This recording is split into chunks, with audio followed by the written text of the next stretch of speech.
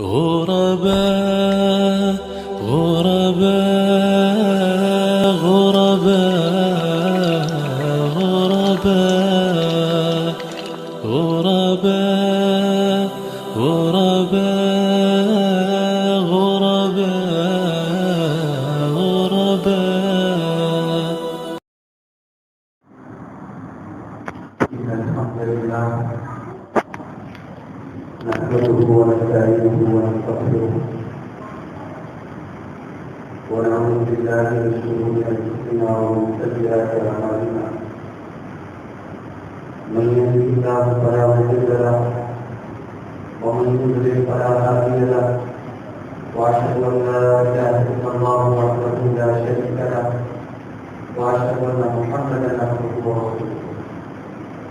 يا أيها الذين آمنوا اتقوا الله حق تقاته ولا تموتن إلا وأنتم مسلمون. يا أيها الناس اتقوا ربكم الذي خلقكم من نفس واحدة وخلق منها زوجها وبث منهما رجالا كثيرا ونساء واتقوا الله الذي تساءلون به والأرحام إن الله كان عليكم رقيبا. يا أيها الذين آمنوا اتقوا الله وقولوا قولا سديدا يصلح لكم أعمالكم ويغفر لكم ذنوبكم ومن يطع الله ورسوله فقد فاز فوزا عظيما.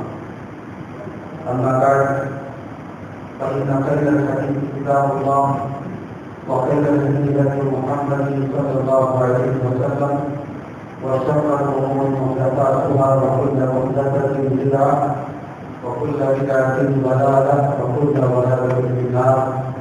أعوذ بالله من الشيطان الرجيم. بسم الله الرحمن الرحيم. اليوم أكملت لكم دينكم وأتممت عليكم نعمتي ورضيت لكم الإسلام دينا. معزز علماء الكرام، محترم بزرگوں اور جوان بھائیوں اور دانشور مولانا، رمضان کا مبارک مہینہ چل رہا ہے اور کل سے مہینے کا آخری عشرہ شروع ہوا ہے.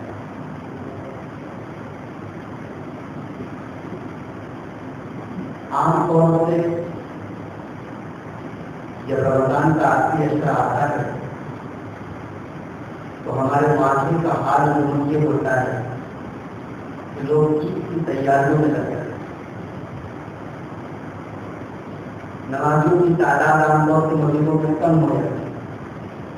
اچھا کہ وہ لوگ جو نماز کے پابند ہوتے ہیں وہ بھی اپنے کاروبار میں، خریداریوں میں، شاپنگ میں اتنے بزی ہو جاتے ہیں کہ ان کی بھی ایک دو وقت کی نماز چھوٹ جاتی ہے.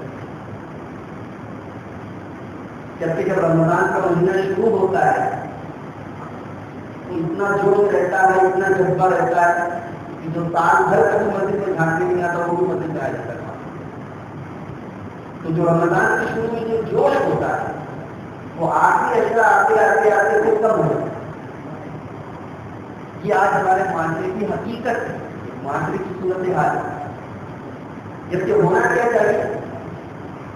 ہونا یہ چاہیے کہ رمضان کا آخری عشرہ ہمیں اور زیادہ محنت عبادت کے معاملے میں، اللہ تبارک و تعالیٰ کو راضی کرنے کے معاملے میں ہمیں اس عشرے میں اور زیادہ محنت کرنی چاہیے، کیونکہ ہمارے ابھی تک طریقہ. حضرت عائشہ رضی اللہ تعالیٰ عنہ کہتی ہیں، بخاری شریف کی روایت ہے، کان نبی صلی اللہ علیہ وسلم شق منه واحیا لیلہ وایقظ اهله. رمضان کا جب آخری عشرہ آتا تھا تو اللہ کے پیارے نبی صلی اللہ علیہ وسلم اپنی کمر کس لیتے تھے، کمر کس لیتے تھے، یعنی عبادت کے لیے الرٹ ہو جاتے تھے، کیا کچھ چوبند ہو جاتے تھے اور اپنی بیویوں سے دور رہتے تھے. آخری عشرے میں اتنی عبادت کرتے تھے کہ وہ احیا لیلہ، پوری پوری رات آپ جاگتے تھے. وایقظ اهله، اور اپنے گھر والوں کو بھی جگاتے تھے، اکیلے نہیں جاتے تھے، اپنی فیملی کو، اپنے بال بچوں کو بھی عبادت کے کام میں شریک کرتے. تو ہونا تو یہ ہے. اور اسی آخری عشرے میں ایک رات ہے جسے قرآن حدیث میں قدر دینار کہا گیا، لیلۃ القدر. اور اللہ کے نبی نے بڑی خطرناک بات بیان کی لیلۃ القدر کے بارے میں. آپ نے فرمایا ترمذی کی صحیح روایت ہے فیہا لیلۃ خیر من الف شہر. رمضان میں ایک رات ایسی ہے جو 1000 مہینوں سے بہتر ہے. 1000 مہینے اس سے پھر 83 سال چاہیے. یعنی ایک رات کا مقام یہ ہے کہ اس ایک رات کی عبادت 83 سال 4 مہینے کی عبادت سے بہتر ہے، برابر نہیں. بہت سارے لوگ سمجھتے برابر ہے. شب قدر کا ثواب 1000 مہینے کے برابر نہیں چاہتا ہے. بہتر کہا، کتنا بہتر ہے ہم کو بھی نہیں پتا. یعنی سوچیے کہ اس ایک رات میں ہم نے جو بھی تلاوت کی، جو بھی اللہ کا ذکر کیا، جو بھی تہجد کی نماز پڑھی، جو بھی دعا کی، 83 سال 4 مہینے کی تلاوت سے، نماز سے، عبادت سے، ذکر سے بہتر ہے. پھر آگے اللہ کے نبی کہتے ہیں من پوری مقصد رہا فقط جو لیلۃ القدر کی بھلائی نہیں پا سکا اس سے بڑا محروم، اس سے بڑا بدنصیب کوئی نہیں. جو رمضان کو پائے، رمضان کا آخری اشرا پائے اور شب قدر کی برکت سے، شب قدر کی بھلائی سے، شب قدر کی فضیلت سے محروم ہو جائے، اللہ کے پیار کرنے پر ہمارے سب سے بڑا محروم ہے، سب سے بڑا بدنصیب ہے، سب سے بڑا بدبخت ہے. اور یہی وجہ ہے کہ شب قدر میں حضرت عائشہ رضی اللہ عنہا نے جب سوال کیا اللہ نے، یہ بھی ترمذی کی صحیح روایت ہے، پوچھا اللہ سے ارأیت ان علمت ای لیلۃ لیلۃ القدر ما اقول فیہا، اے اللہ کے حبیب یہ بتائیے کہ اگر مجھے پتا چل جائے کہ کون سی رات شب قدر ہے تو میں کیا پڑھا کروں. پتا یہ چلا کہ شب قدر کی سب سے عظیم عبادت دعا ہے. ہم لوگ سمجھتے ہیں سب سے بڑی عبادت تہجد ہے، سب سے عظیم عبادت تلاوت ہے. اس رات کی سب سے اہم عبادت تو دعا ہے کہ بندہ اپنے رب سے سوال کرے، مانگے. اور عائشہ کا دماغ دیکھیے، ان کی ذہانت دیکھیے. میری پیاری ماں اور بہنیں غور کریں کہ یہ سوال صحابہ کرام میں سے کسی صحابی نے نہیں کیا، یہ سوال ایک عورت نے کیا. کون سی عورت نے کیا؟ اس عورت نے کیا جو ہم سب کی ماں ہے، ام المؤمنین حضرت عائشہ صدیقہ نے کیا کہ اللہ کے نبی اگر لیلۃ القدر تمہیں پا لوں تو میں کون سی دعا کروں؟ آپ نے فرمایا کہ عائشہ سے یہ دعا اللہم انک عفو تحب العفو فاعف عنی. اے اللہ تو بہت زیادہ معاف کرنے والا ہے، معافی کو پسند کرتا ہے، مجھے بھی معاف کر. اتنی عظیم رات میں ہم نے مانگا تو کیا مانگا کہ اللہ تو معاف کر، گنہگار خطا کار تو معاف کر دے. اس سے بڑی کوئی مجھے دولت نہیں چاہیے، تیری معافی کا پروانہ ہی میرے لیے جنت کا ٹکٹ ہے. تو یہ آخری اشرا اور قدر کی رات ہے، یہ ہمارے لیے اللہ تعالیٰ کو راضی کرنے کا سنہرا موقع ہے. سوال یہ ہے کہ ہم اللہ تعالیٰ کو کیسے راضی کریں. یہ آج کا ہمارا ٹاپک ہے کہ وہ کون سی چیزیں ہیں جو اللہ تعالیٰ کو ہم سے راضی کریں. چیزیں تو بہت، پورا قرآن کھڑا پڑا ہے، پوری حدیث درج پڑی، مگر ہم انشاءاللہ قرآن و حدیث کی روشنی میں آپ کے سامنے آج کی نشست میں 15 چیزیں ہیں. 15 ایسی چیزیں جو اللہ تبارک و تعالیٰ کو ہم سے راضی کریں گے. اگر ہم ان چیزوں کو اپنا لیں تو انشاءاللہ اللہ تعالیٰ ہم سے راضی کریں گے. تو پہلے میں ان 15 چیزوں کو بیان کروں اس کے پہلے میں یہ بتا دینا چاہتا ہوں کہ کیا ضرورت ہے کہ ہم اللہ کو راضی کریں. اللہ کو راضی کرنے کی ضرورت کیا ہے؟ اللہ تعالیٰ نے توبہ میں فرمایا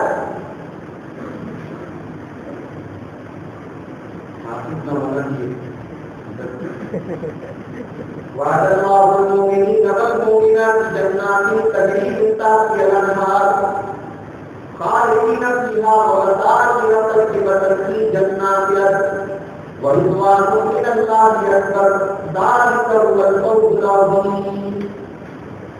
سورة توبہ کے اور وعد الله المؤمنين والمؤمنات، اللہ تعالیٰ نے ایمان والے مردوں سے وعدہ کیا ہے اور ایمان والی عورتوں سے وعدہ کیا ہے.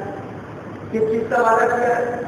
جنات تجری من تحتها الانہار، اللہ نے جنت کا وعدہ کیا ہے کہ جنت کے نیچے نہریں جاری ہوں گی، خالدین فیہا، اور جنت میں کوئی 1 سال کے لیے نہیں رہنا، 2 سال کے لیے نہیں رہنا، خالدین فیہا ہمیشہ رہنا ہے۔ وَمَتَاعٍ طَيِّبَةً فِي جَنَّاتِ عَدْنٍ، اور اللہ تعالیٰ جنت جنت ایک نام عدن ہے، جنات عدن کے اندر بہترین مکانات عطا فرمائے گا ایمان والے مردوں۔ دیکھیے جو ایمان والے مرد اور عورت ہیں اللہ تعالیٰ ان کو جنت میں اسپیشل مکان دے گا، یہاں تک کی تو بات سمجھ میں آئی، اور جنت میں وہ ہمیشہ رہیں گے۔ اب اپنے جملے پر غور کریں، وَرِضْوَانٌ مِّنَ اللَّهِ أَكْبَرُ، اور سب سے بڑھ کر یہ بات ہوگی کہ اللہ تعالیٰ ایمان والوں سے راضی ہو جائے گا، اللہ تعالیٰ کی رضا کو حاصل ہو جائے گی، اس سے بڑی کوئی نعمت نہیں۔ وَرِضْوَانٌ مِّنَ اللَّهِ أَكْبَرُ، یہ دنیا کی سب سے بڑی نعمت ہے کہ اللہ تبارک و تعالیٰ راضی ہو جائے گا۔ تو قرآن حکیم کی ہدایت سے یہ ثابت ہوا کہ اللہ ہم سے راضی ہو جائے، یہ سب سے بڑی نعمت ہے، یہ سب سے بڑی نعمت۔ اسی طریقے سے اللہ تعالیٰ نے قرآن کریم کے دوسرے مقام پر فرمایا أَفَمَنِ اتَّقَىٰ رِضْوَانَ اللَّهِ كَمَنِ بَاءَ بِسَخَطٍ مِّنَ اللَّهِ وَمَأْوَاهُ جَهَنَّمُ وَبِئْسَ الْمَصِيرُ۔ ارے وہ شخص جو اللہ کی رضامندی تلاش کرتا ہے، کیا وہ اس کے برابر ہو سکتا ہے جو اللہ کی ناراضگی تلاش کرتا ہے؟ ارے جو اللہ کی ناراضگی، جو اللہ کو ناراض کرے، اس کا ٹھکانا تو جہنم میں جو برا ٹھکانا ہے۔ تو پتہ یہ چلا کہ اللہ کو ناراض کرنے والے کا ٹھکانا جہنم، اس کا مفہوم مخالف یہ نکلا، اس کا اپوزٹ یہ نکلا کہ جو اللہ کو راضی کر لے اس کا ٹھکانا جنت۔ تو جنت میں جانا ہے تو اللہ کو راضی کرنا ہی ہوگا، بغیر اللہ کو راضی کیے کوئی جنت میں نہیں جانا۔ اللہ کو راضی کیے بغیر کوئی جنت میں جا ہی نہیں سکتا۔ قرآن کریم کی یہ آیت بتا رہی ہے کہ اللہ تعالیٰ کو ناراض کرنے والے کا ٹھکانا جہنم اور راضی کرنے والے کا ٹھکانا جنت۔ اچھا، صحابہ کرام کا ہم لوگ جب نام لیتے ہیں تو ان کے نام کے ساتھ ہم کیا بولتے ہیں؟ رضی اللہ عنہ۔ حضرت ابو ہریرہ رضی اللہ عنہ، حضرت عائشہ رضی اللہ عنہا، جب صحابہ کے ساتھ رضی اللہ عنہ یا رضی اللہ عنہا یا رضی اللہ عنہ سن رہے، صحابہ کو یہ مقام کیوں ملا کہ اللہ ان سے راضی ہو؟ اتنا بڑا مقام صحابہ کو کیسے ملا؟ چلو قرآن سے قرآن کریم سورہ پر اللہ تعالیٰ فرماتا ہے محمد رسول اللہ والذین معه اشداء علی الکفار رحماء بینہم تراہم رکعا سجدا یبتغون فضلا من اللہ ورضوانا۔ محمد تو اللہ کے رسول اور آپ کے صحابہ کافروں کے لیے بڑے سخت ہیں اور آپس میں بڑے رحمدل ہیں، اور جب بھی آپ دیکھیں گے یا تو وضو کی حالت میں نظر آئیں گے یا سجدے کی حالت میں نظر آئیں گے۔ پتہ نہیں چلا صحابہ کرام کی زندگی میں نماز ایسی داخل تھی، ان کے شیڈیول میں، ان کے ٹائم ٹیبل میں نماز ایسی داخل تھی کہ جب دیکھو تو رکوع میں نظر آ رہے ہیں، سجدے میں نظر آ رہے ہیں۔ ایک ہم لوگ کہ بس فارمیلٹی پوری کر لیتے کہ کسی طریقے سے نماز ہو جائے۔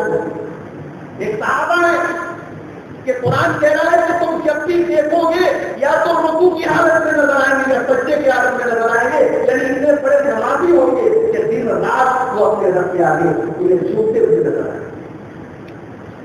اچھا، مقصد کیا ہوگا؟ صحابہ اتنی نماز پڑھیں گے، اتنے سجدے کریں گے، اتنے رکوع کریں گے، مقصد کیا ہوگا؟ اپنے تقویٰ کا اعلان کرنا، اپنی نیکی کا چرچا کرنا، زمانے کو بتانا کہ ہمیں بہت بڑا متقی اور پرہیزگار ہو جائے۔ یبتغون فضلا من اللہ ورضوانا، ان کا ایک ہی مقصد ہوگا کہ اللہ تعالیٰ ان سے راضی ہو جائے۔ یبتغون فضلا من اللہ ورضوانا، اللہ کے فضل کے طالب ہوں گے، اللہ کی رضا کے طالب ہوں گے، وہ اللہ کو راضی کرنا چاہے، اس کا کوئی اور مقصد نہیں ہوگا۔ یہ ہے صحابہ، ان کو اتنا بڑا جو مقام ملا کہ آج ایک مسلمان کسی صحابی کا نام لیتا ہے تو رضی اللہ عنہ کہتا ہے یہ مقام صحابہ کو اس لیے ملا کیونکہ ان کی زندگی کا ایک ہی مقصد تھا، ایک ہی ٹارگیٹ تھا، اللہ کو کیسے راضی کرنا۔ تو آئیے شروع کرتے ہیں. 15 چیزیں ہمیں بیان کرنا ہے اور آپ سب بھی روزے سے ماشاء اللہ میں بھی روزے سے ہوں. آپ کی سننے میں گردی جا رہی ہے, بولنے میں گردی جا رہی ہے. اللہ تعالیٰ ہم کو عطا فرمائے. 15 چیزیں آپ کے سامنے بیان کی جائیں گی ان شاء اللہ قرآن سننے کی کوشش میں. لیکن صرف ایک کام سن کے دوسرے کام کو اڑا نہیں دینا. ان شاء اللہ اس تمام باتوں پر ہم سب کو عمل بھی کرنا ہے ان شاء اللہ. تو پہلی چیز جس سے اللہ راضی ہوتا ہے, اللہ تعالیٰ نے مائدہ میں فرمایا اليوم اکملت لکم دینکم واتممت علیکم نعمتی ورضیت لکم الاسلام دینا. اے لوگوں, آج میں نے تمہارے دین کو مکمل کر دیا, میں نے اپنی نعمت کو تمہارے اوپر تمام کر دیا. ورضیت لکم الاسلام دینا, اور اسلام ایک دین کی حیثیت سے میں اسلام سے راضی ہوں. پتہ یہ چلا کہ اللہ تعالیٰ کو اگر راضی کرنا ہے تو اسلام لانا پڑے گا, اسلام کو قبول کرنا پڑے گا. کوئی اور دین لے کر, کوئی اور مذہب لے کر اگر اللہ تعالیٰ کے دربار میں جائیں گے تو اللہ تعالیٰ ہمارے مذہب کو قبول نہیں کرے گا.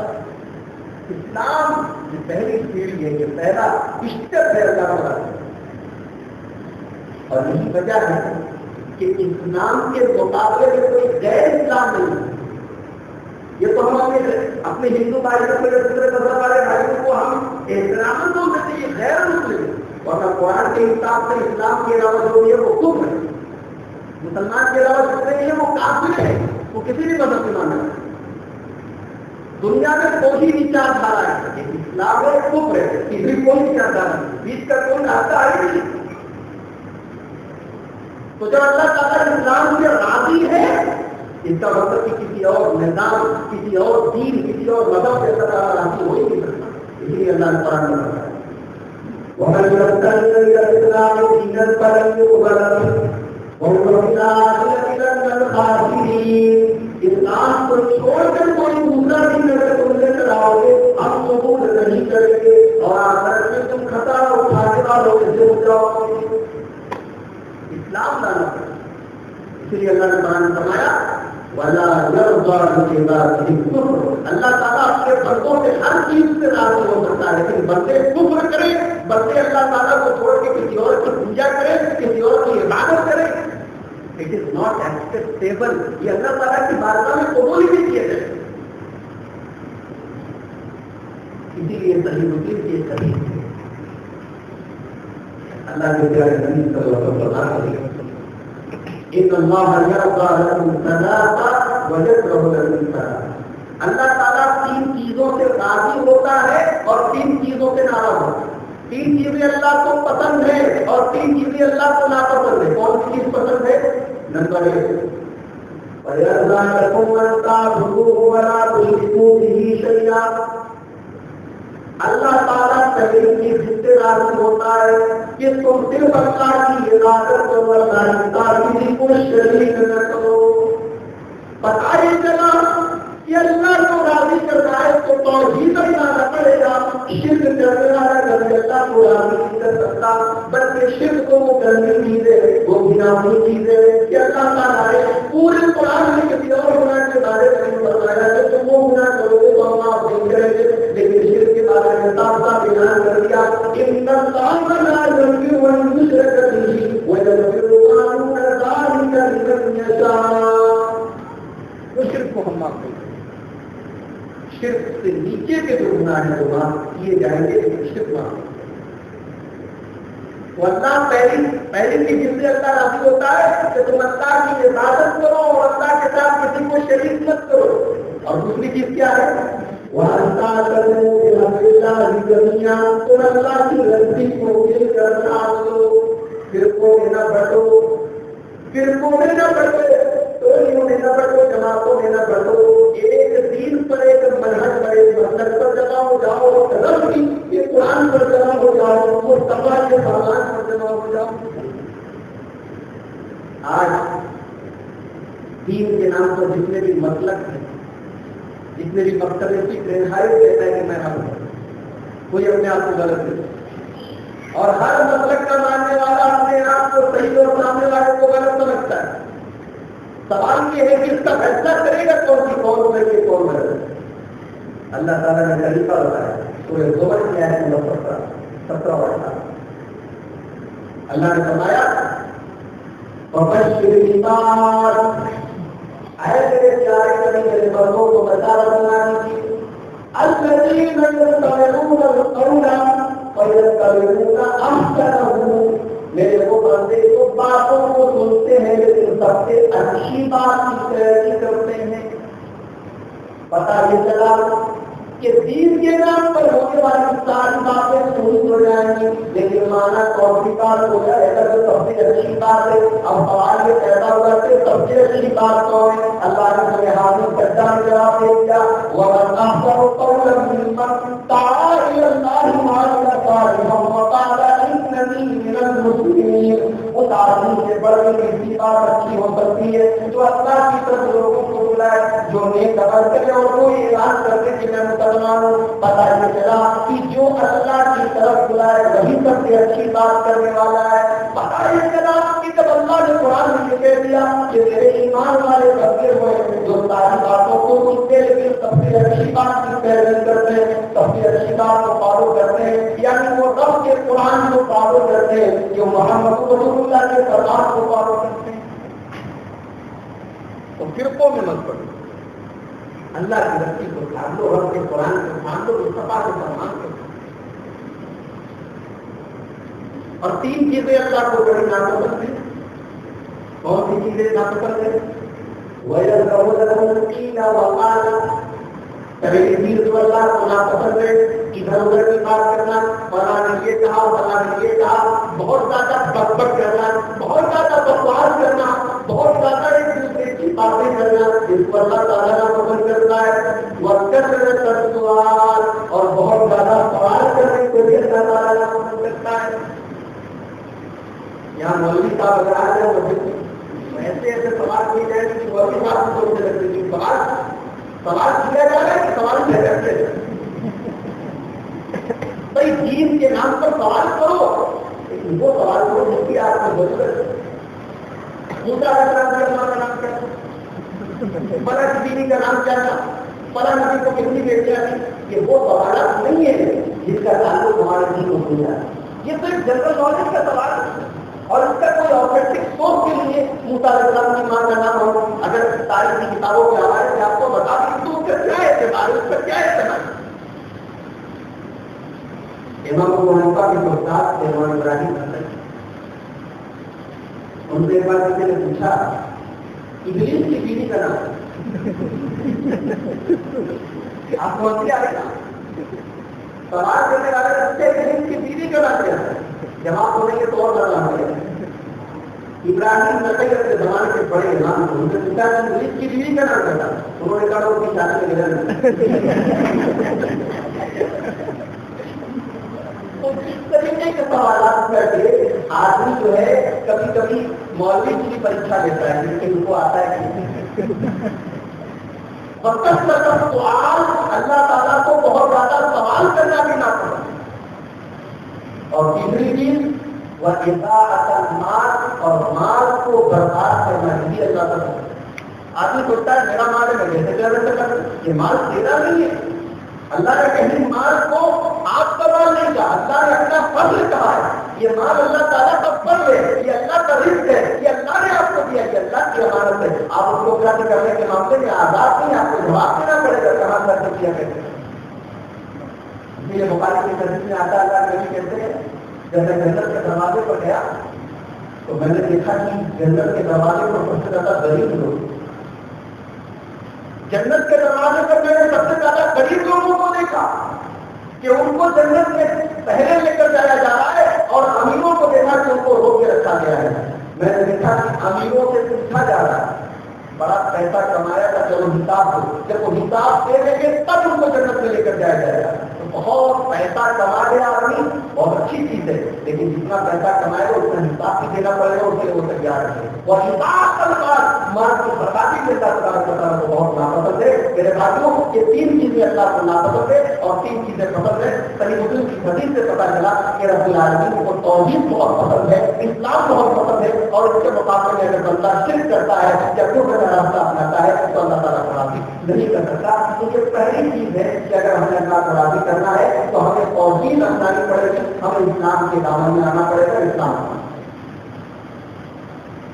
نمبر 2, دوسری چیز کیا ہے جسے اللہ کو ہم راضی کر سکتے ہیں؟ اللہ تعالیٰ نے سورہ آل عمران میں فرمایا وَإِن كُنتُمْ تُحِبُّونَ اللَّهَ فَاتَّبِعُونِي يُحْبِبْكُمُ اللَّهُ. اے اللہ کے نبی آپ اعلان کرنے کیا اگر تم اللہ سے محبت کرتے ہو. بعض علماء نے اس کا ترجمہ نہیں کیا ہے کہ اگر تم اللہ سے محبت کا دعویٰ کرتے ہو. یہودیوں کو بڑا دعویٰ تھا.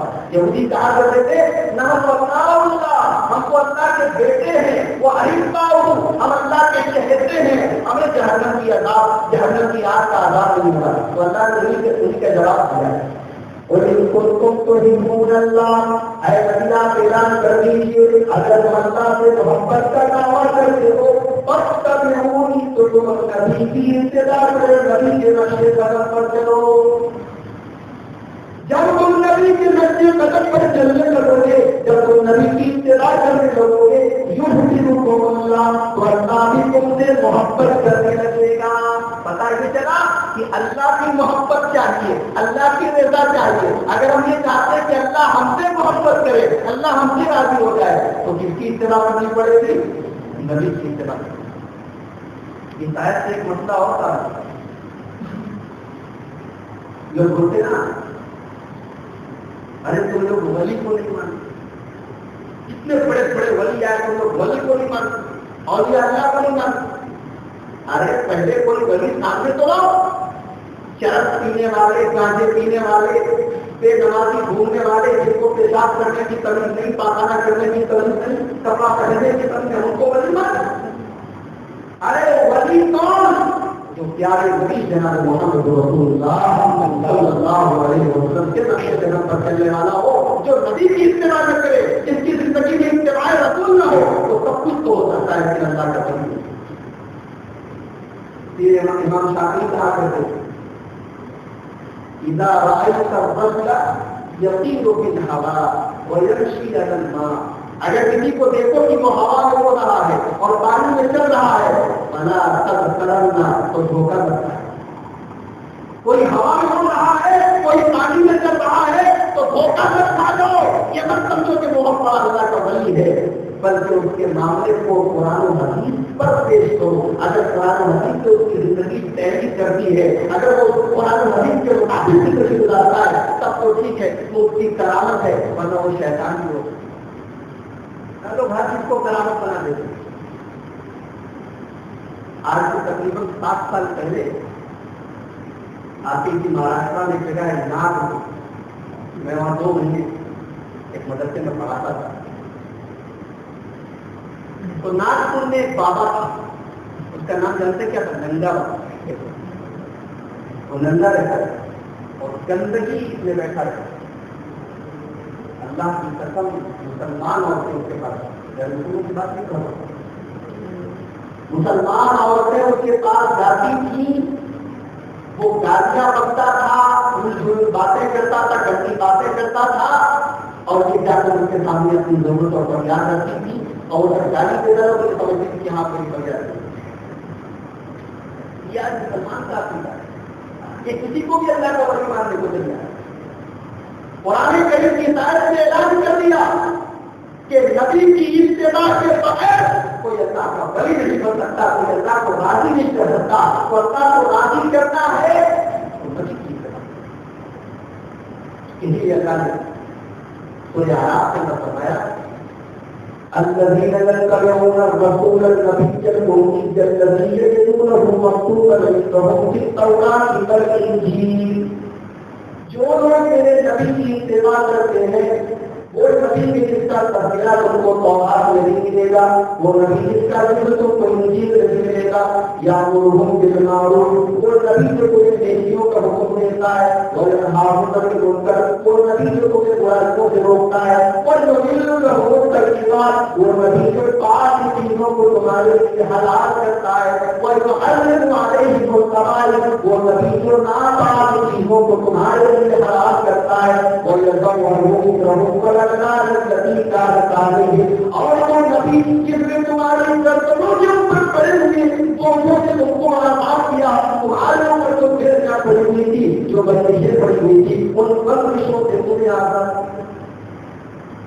ہمارے شریر کا کم انسان کیسے کیسے بوجھ سے سماج کیسی کیسی گندی گردوں سے اللہ کے پیارے دین حاصل کرے. ارے میرے نبی کا ہوتے پرانے زمانے گھروں میں بیٹیاں نہ ہوتی، یہ بہنیں نہ ہوتی، یہ بہنیں نہ ہوتی، وہ اتنے بہتر کا مطالعے دکھتے کہ ان کی بیٹیوں کا جلا کرواتے پیٹ کے لیے سماج کے ڈر سے بیٹی کا جلا کرا دیتے تھے. وہ نبی رحمت مفتی انسانیت جناب محمد رسول اللہ صلی اللہ علیہ وسلم کی ذات بیان کی کہ آپ نے آ کے بیٹی کو رحمت بتایا، بیٹی کو ماں باپ کو جنت میں لے جانے والا بتایا، بیٹی کو ماں باپ کو جہنم سے بچانے کا ذریعہ بتایا، بیٹی کی پرورش پر جنت کا وعدہ کیا. وہ میرے نبی کی ذات کی کہ سماج کی زندگی کو عورتیں جب دیوا ہو جاتی تھی، ہمارے تحریر کا دستور یہ تھا کہ 1 سال تک ان کو ایک کوٹری میں بند کر دو، اسی میں کھائے، اسی میں رہے، اسی میں پیشاب پخانا تمام کام اسی میں کرے. 1 سال کے بعد نہیں کرتی تھی. یہ عزت کی عورت، یہ عزت کی عورت. اور ہمارے ہندوستان میں تو اور برا حال تھا. یہاں تو عورت کو جو ہے اپنے پتی کے مرنے کے بعد قتل کر دیا جاتا تھا، اس کے پتی کے ساتھ ہی جلا دیا جاتا تھا کہ اس کی زندگی کے ساتھ بھی اس کی زندگی ہے، وہ مر گیا تو موت ہے. یہ وہ بوجھ، یہ وہ بیڑیاں تھی جو انسانوں کے کندھوں پر تھی. مفتی انسانیت نے میرے والدوں کی بیڑیوں کو ہمارے کندھوں سے ہٹایا. اللہ ان تمام چیزوں کا ذکر کرنے کے بعد کہتا ہے وَالَّذِينَ آمَنُوا بِهِ وَعَزَّرُوهُ وَنَصَرُوهُ وَاتَّبَعُوا النُّورَ الَّذِي أُنزِلَ مَعَهُ. جو لوگ میرے نبی کے اوپر ایمان لائے، جو لوگ میرے نبی کی تعظیم اور احترام کرتے ہیں، جو لوگ میرے نبی کی مدد کرتے ہیں، اور جو لوگ میرے نبی کی لائی ہوئی شریعت کی اتباع کرتے ہیں، اولئک هم المفلحون، وہی لوگ کامیاب ہونے والے. پتہ نہیں چلا کہ رسول کی اتباع کیے بغیر ہم کامیاب نہیں ہو سکتے، رسول کی اتباع کیے بغیر ہم جنت میں نہیں جا سکتے، رسول کی اتباع کیے بغیر ہم اللہ کو راضی نہیں کر سکتے. تو یہ دوسری چیز ہمیں اللہ کو راضی کرنا ہے تو اپنے رسول کی ہمیں اتباع پر خیر. نمبر 3، فرائض کی پابندی. پہلے فرائض کی پابندی، اس کے بعد نوافل کا اہتمام. یہ 2 چیز اگر کرے تو اللہ کو راضی کرے. ان کی دلیل کیا ہے؟ صحیح بخاری کتاب الرقاق کی یہ حدیث ہے. اللہ کے پیارے نبی جناب محمد رسول اللہ صلی اللہ علیہ وسلم فرماتے ہیں ان اللہ قال، اللہ تعالیٰ فرماتا ہے. کوئی بتا سکتا ہے کہ حدیث کو کیا بولتے ہیں؟ حدیث قدسی بولتے کہ جب اللہ کے پیارے نبی یہ کہیں کہ اللہ تعالیٰ فرماتا ہے تو ایسی حدیث کو حدیث قدسی کہتے ہیں. اللہ تعالیٰ کیا فرماتا ہے؟ من آتانی نبیا فقد آذنته بالحرب. جو میرے کسی ولی سے دشمنی کرے گا میرا اس کے خلاف بیان نہیں کرے. آج ہمارے بھائی کو ہمارے بارے میں افواہ اڑاتے ہیں، یہ لوگ ولیوں کو نہیں مانتے، یہ لوگ اللہ کے ولیوں کو نہیں مانتے. جاؤ اپنے پکارا کی یہ حدیث پر کے سنا دو کہ اللہ تعالیٰ نے خود سے اعلان کر رہا ہے من آتانی ولیا فقد آذنته بالحرب. جو میرے کسی ولی سے دشمنی کرے گا، جو میرے کسی ولی سے نفرت کرے گا، میں اس کے خلاف اعلان دل کرتا ہوں. ارے کون ہے جس کے اندر اللہ سے لڑنے کی مجال ہے؟ کون ہے جس کے اندر اللہ سے دل کرنے کی طاقت ہے؟ وہ کون بدنصیب ہے جو اللہ سے لڑائی کرنے کے لیے تیار ہے؟ اللہ کے ولی سے ہر مسلمان کو محبت ہے، مگر پہلے پتا تو چلے کہ کون اللہ کا ولی ہے اور ولی بننے کا طریقہ کیا ہے. ایک مسلمان اللہ کا ولی کیسے بن سکتا ہے؟ اسی حدیث میں اللہ کا ولی بننے کا طریقہ بھی بتا ہے.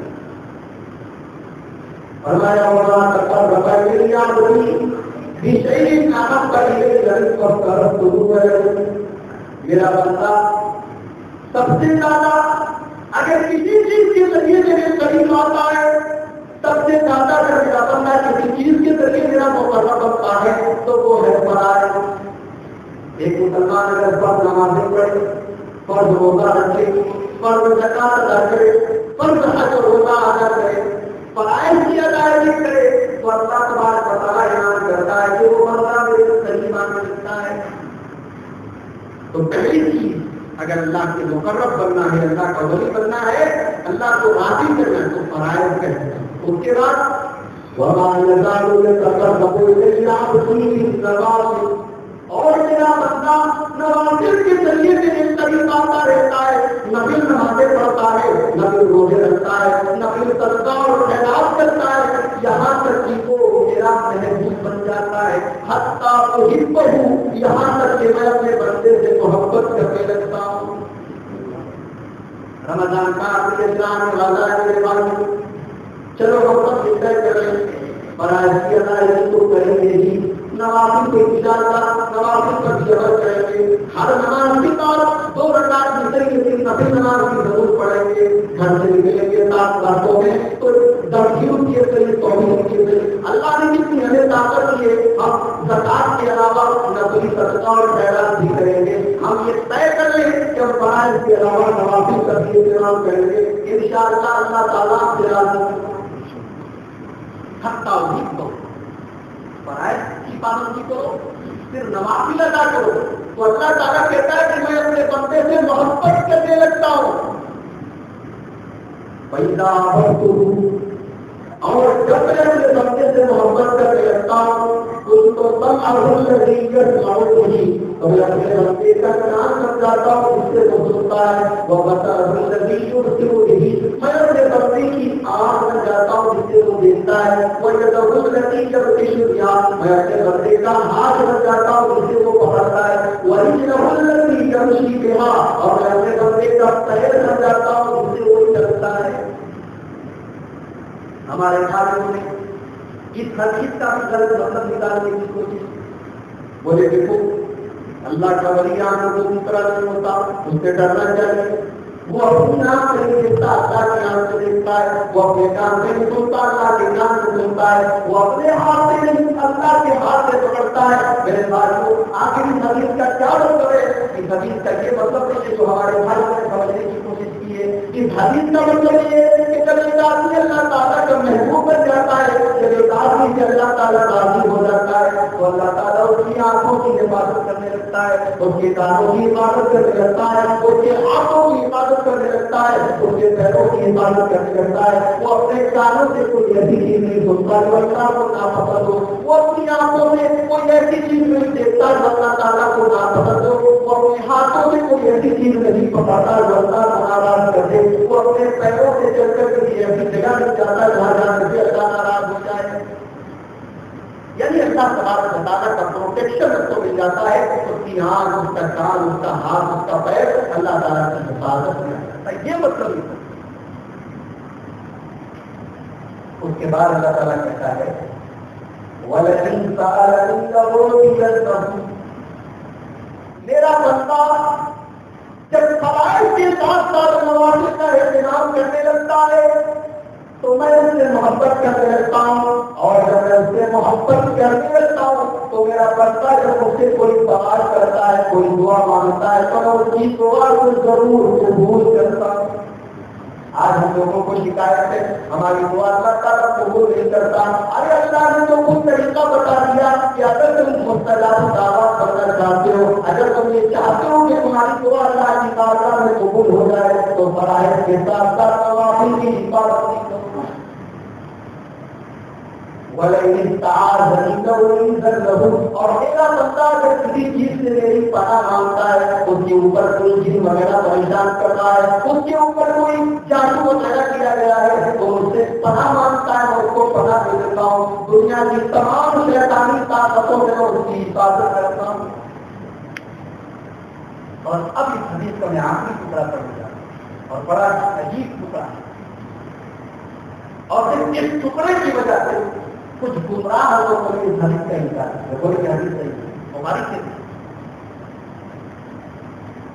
وما ترددت عن شيء انا فاعله ترددي عن نفس المؤمن.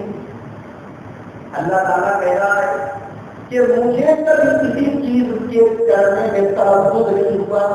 تردد کا مطلب سمجھتے ہیں جس کو ہم لوگ اپنی زبان میں بولتے ہیں تردد, کنفیوژن, یہ کام کروں کہ نہ کروں, دکان کھولنا ہے دکان کھولوں کہ نہ کھولوں, اس کو بولتے ہیں تردد. انسان کو اکثر کسی کام میں تردد ہوتا ہے کہ نہیں, کہ کوئی آدمی ایسا ہے جس کو کبھی زندگی میں کنفیوژن نہیں ہوا کہ کام کرنا ہے تو کرنا ہوتا ہے. کسی کی لڑکی کا رشتہ آیا, اب وہ تردد میں, لڑکا تو اچھا ہے, دیندار ہے, جواب کا ہے, لیکن تھوڑی آمدنی کم ہے, پتا نہیں لڑکی میری خوشحال ہے, تردد ہو رہا ہے. تو آدمی کو بھی تردد ہوتا ہے. انسان کی زندگی میں بے شمار ایسا موقع آتا ہے جب انسان کو کسی معاملے میں تردد ہوتا ہے, کنفیوژن ہوتی ہے. تو کیا نعوذ باللہ اللہ تعالیٰ کو بھی تردد ہوتا ہے؟ پہلے ہم وما ترددت عن شيء انا فاعله. اللہ تعالیٰ کہہ رہا ہے کہ مجھے کبھی کسی چیز میں تردد نہیں ہوتا, لیکن جب اپنے مومن بندے کی میں جان نکال کے رکھتا ہوں, جب اپنے مومن بندے کی میں جان کے رکھتا ہوں, یکرہ الموت, وہ موت کو ناپسند کرتا ہے, لیکن میرے مجھے جان نکالنی پڑتی ہے. میرا بندہ, میرا مومن بندہ جب اس کی موت کا ٹائم آتا ہے تو اس کی جان نکال کے رکھتا ہوں. مجھے یہ نہیں پتا نہیں ہے کہ میرے بندے کو تکلیف پہنچے, لیکن اس کو تکلیف پہنچتی ہے, اس کو قوم کی تکلیف سے پریشان ہونا پڑتا ہے, اسی چیز میں مجھے تردد ہوتا ہے. حدیث میں نے سنا, اب حدیث کو بہت سارے لوگوں نے ریجیکٹ کر دیا, انکار کر دیا. تو ایک حدیث سے تو اللہ تعالیٰ کی توحید ہو رہی ہے, یہ حدیث یہ بتا رہی ہے کہ اللہ تعالیٰ کو ہی کنفیوژن ہوتی ہے, اللہ تعالیٰ کو ہی تردد ہوتا ہے, اللہ تعالیٰ کی کوئی کام کرنے میں سوچتا ہے کہ کرو گے. سمجھ میں بات آ رہی ہے, حدیث کا انکار کرتے. اب میں جو بات بتانے جا رہا ہوں عقیدے کی بات بتا رہی ہوں. تو وہ آدمی کو تردد کیوں ہوتا ہے؟ دو وجہ سے ہوتا ہے. آدمی کو کسی معاملے میں کنفیوژن, انسان کو کسی معاملے میں کنفیوژن دو وجہ سے ہوتا ہے. ایک وجہ تو یہ ہوتی ہے کہ انسان کو رزلٹ نہیں پتا ہوتا, انجام نہیں پتا ہوتا کہ کیا ہوتا. دکان کھولنے کی صورت ہو رہا ہے, اب تو دکان کھولوں کے نہ ہو, کیوں؟ اسے پتا نہیں ہے کہ دکان کھولنا میرے ہاتھ سے بہتر پڑے گا کہ نہیں پڑے گا, دکان چلے گی کہ نہیں چلے گی, اس کو علم نہیں. آدمی کو اس لیے کنفیوژن. اور دوسری وجہ یہ ہوتی ہے کہ یہ چیز میرے حق میں فائدے مند ہوگی کہ نہیں ہوگی, اس میں میری مصلحت ہے کہ نہیں, یہ دوسری وجہ ہے کنفیوژن. اور یہ دونوں وجہ سے اللہ تعالیٰ پاک ہے. ان دونوں وجہ سے اللہ تعالیٰ پاک ہے. اللہ تعالیٰ کو تمام باتوں کا علم ہے. اللہ تعالیٰ کی شان کے یہ لائق ہی نہیں ہے کہ اللہ تعالیٰ کو کسی معاملے میں کنفیوژن ہو, احساس ہو. یہاں اس حدیث کا مقصد سیدھا سیدھا یہ ہے کہ اللہ تعالیٰ کو اپنے مومن بندے سے جو محبت ہے وہ محبت سامنے آ جائے. بندہ اللہ تعالیٰ کا محبوب ہے, موت کا فیصلہ کر چکا ہے اللہ تعالیٰ, اور موت سے دینا ہی دینا ہے, لیکن بندے کو تکلیف ہو یہ نہیں اللہ تعالیٰ کو پسند نہیں. کبھی کبھی اللہ تعالیٰ ایک چیز کا ارادہ کرتا ہے لیکن وہ چیز اس کی محبوب نہیں ہوتی. یہ حدیث کا مطلب ہے. اس کا بالکل یہ مطلب نہیں ہے کہ اللہ تعالیٰ موجودہ اس کے علم کے اندر کوئی کمی ہے یا اللہ تعالیٰ کو آنے والی کسی چیز کا علم نہیں ہے. اللہ تعالیٰ ان تمام چیزوں سے بری ہے. تو حدیث واضح ہو گئی, حدیث صاف ہو گئی. حدیث کا مطلب یہ ہوگا کہ ایک بندہ جب فرائض کے ساتھ ساتھ نوافل کا اہتمام کرتا ہے تو وہ اللہ تعالیٰ کا محبوب بن جاتا ہے, اللہ تعالیٰ اس سے راضی ہو جاتا ہے. تو اللہ کو راضی کرنے کا یہ تیسرا طریقہ میں نے بیان کیا کہ فرائض کے ساتھ ساتھ نوافل کا اہتمام. نمبر 4, چوتھی چیز کیا ہے؟ اللہ کے فرماتے ہیں نماز کتاب ہے. اللہ بخیر اعمالکم, اے میرے صحابہ کیا میں تم کو ایسا عمل کا بتا دوں جو سب سے بہتر عمل ہے. وَأَرْضَاكُمْ عِنْدَ مَلِكِكُمْ, اور اللہ تعالیٰ کے یہاں اللہ تعالیٰ تم سے راضی ہو جائے گا ایسا عمل ہے. وَخَيْرٌ وَإِنَّ أَعْمَالَكُمْ فِي دَرَجَاتِكُمْ، اور ایسا عمل ہے جس سے تمہارا درجہ اللہ تعالیٰ کیا اونچا ہو جائے گا. وَخَيْرٌ مِّنْ أَن تُؤْتُوا الذَّهَبَ وَالْفِضَّةَ، اور اللہ تعالیٰ کی راہ میں سونا اور چاندی خرچ کرنے سے بھی بہتر یہ عمل ہے. وَخَيْرٌ مِّنْ أَن تَلْقَوْا عَدُوَّكُمْ فَتَضْرِبُوا أَعْنَاقَهُمْ وَيَضْرِبُوا أَعْنَاقَكُمْ، اور میدان جنگ میں اللہ کے دشمنوں کے سے تم لڑنے کے لیے جاتے ہو تو تمہاری گردن مارتے ہیں، تم ان کی گردن مارتے ہو، یہ عمل اس سے بھی بہتر ہے. صحابہ نے کہا وہاں پر ایسا کون سا کام ہے کہ جو سب سے بہترین عمل ہے، جو اللہ کو راضی کرنے والا عمل ہے، جو اللہ کے ہمارا درجہ بڑھانے والا عمل ہے، جو اللہ کی راہ میں سونا چاندی خرچ کرنے سے بہتر ہے، جو اللہ کی راہ میں لڑنے سے بہتر ہے. اللہ کے نبی نے فرمایا ذکر و دعا، اللہ تعالیٰ کا ذکر، اللہ تعالیٰ کو یاد کرنا، اللہ تعالیٰ کا ذکر کرنا اس دنیا کا سب سے بہترین عمل ہے. اور جانتے ہیں اللہ کے کچھ فرشتے ہیں جو زمین میں گھومتے رہتے ہیں. ہمارے یوگی کے مولانا ہے وہ تقریر کرتے کہتے ہیں کہ فرشتوں کا نام ہے گھمکڑ فرشتے. گھمکڑ فرشتے گھومتے رہتے. کیوں گھومتے رہتے؟ یلتمسون اہلہ، تو تلاش کرتے کہ کہاں اللہ کا ذکر ہو، کہاں اللہ کا کو یاد کیا جا رہا ہے، کہاں رب کا قرآن پڑھا جا رہا ہے، کہاں مصطفیٰ کی حدیث پڑھی جا رہی ہے. تو ذکر کی مسجدوں کو تلاش کرتے. اور جب کوئی ایسی مسجد مل جاتی ہے، اللہ کرے کہ آج کے ہماری مسجدوں میں جب ایسی کوئی مسجد مل جاتی ہے تو فرشتے آپ کو بات کرتے ہیں حجم آپ دیکھو یہاں اللہ کا نام دیا جائے، یہاں اللہ کا ذکر، آؤ اب بیٹھ جاتے ہیں گھر لے چاروں طرف سے گھر لے. اب اس کے بعد جب اللہ تعالیٰ کے پاس جاتے ہیں تو اللہ تعالیٰ پوچھتا ہے میرے بندوں کو کس حال میں تم نے پایا، کیا کر رہے تھے؟ بولے اللہ تیرا ذکر کر رہے، تیری تسبیح بیان کر رہے، تیری بزرگی، تیری بڑائی، تیری کبریائی بیان کر رہے. اللہ پوچھتا ہے فرشتوں میرے بندوں نے مجھے دیکھا ہے؟ فرشتے کہتے ہیں مجھے دیکھا ہے. کہا اگر دیکھ لیں گے تو کیا کریں؟ کہا اللہ اگر تجھے دیکھ لیں گے تو میری اور زیادہ تسبیح بیان کریں گے، اور زیادہ بڑائی بیان کریں گے، اور زیادہ کسی کی کبریائی بیان کریں گے، پہلے سے زیادہ تیرا ذکر کریں گے. پھر اللہ پوچھتا ہے فرشتوں میرے سامنے مجھے کیا سوال کر رہے ہیں، کیا مانگ رہے ہیں؟ فرشتے کہتے ہیں اللہ تیرے بندے تجھے جنت مانگ رہے ہیں، مجھے جنت کا سوال کر رہے ہیں. اللہ کہتا ہے فرشتوں کیا میرے بندوں نے جنت کو دیکھا ہے؟ فرشتے کہتے ہیں نہیں ہے، انہوں نے جنت کو نہیں دیکھا ہے. اللہ کہتا ہے اگر یہ جنت کو دیکھ لیں گے تو کیا کریں گے؟ فرشتے کہتے ہیں اللہ اگر تیرے بندے جنت کو دیکھ لیں گے تو اور زیادہ جنت کو حاصل کرنے کا شوق اس کے اندر پیدا ہو جائے گا، اور زیادہ طرف اور زیادہ لگن اور زیادہ جذبہ پیدا ہو جائے گا. پھر اللہ کہتا ہے فرشتوں میرے بندے کس چیز سے پناہ مانگ رہے ہیں؟ فرشتے کہتے ہیں جہنم سے پناہ. اللہ کہتا ہے جہنم کو دیکھا ہے کیا؟ کہتے نہیں اللہ جہنم کو دیکھا تو. کہا اگر جہنم کو دیکھ لیں گے تو کیا کریں گے؟ کہتے ہیں اللہ جہنم کو دیکھ لیں گے تو اور زیادہ جہنم سے دور بھاگیں گے، اور زیادہ جہنم سے بچنے کی کوشش کریں گے. اللہ کہتا ہے فرشتوں میں تم کو گواہ بنا کے دیتا ہوں، میں تم کو گواہ بنا کے دیتا ہوں، میں نے اپنے تمام بندوں کو معاف کر دیا ہے. فرشتے کہتے ہیں اللہ ان میں ایک وہ آدمی بھی تھا جو کسی دوسرے کام سے وہاں جا رہا تھا، وہاں دیکھا کہ اللہ کا ذکر ہو رہا ہے، اللہ کا کو یاد کیا جا رہا ہے، اللہ کا تذکرہ ہو رہا ہے، وہاں پر وہ بیٹھ گیا. تو اسی مقصد کے لیے نہیں آیا تھا، کسی اور کام کے لیے آیا تھا. اے اللہ کیا اس کی بھی بخشش ہو جائے گی، کیا اس کی بھی مغفرت ہو جائے گی؟ اللہ اعلان کرتا ہے فرشتوں یہ وہ خوش نصیب لوگ ہیں کہ یہاں جو بیٹھ گیا وہ خدمت ہے، وہ خوش نصیب ہے، یہاں کوئی برکت نہیں. یہ اللہ کے ذکر تو ہمیں اور آپ کو یہ چاہیے کہ اٹھتے بیٹھتے چلتے پھرتے اللہ کا ذکر کریں. وہ تھوڑا ایک کام کر لے جو اللہ کے پیارے نبی نے ہمیں دکھائی ہے. اور رمضان کا آخری حصہ آ رہا ہے بھائیوں، میں آپ سب سے مشورہ دیتا ہوں کہ آپ سچوں کے استغفار کو پابند رکھیں.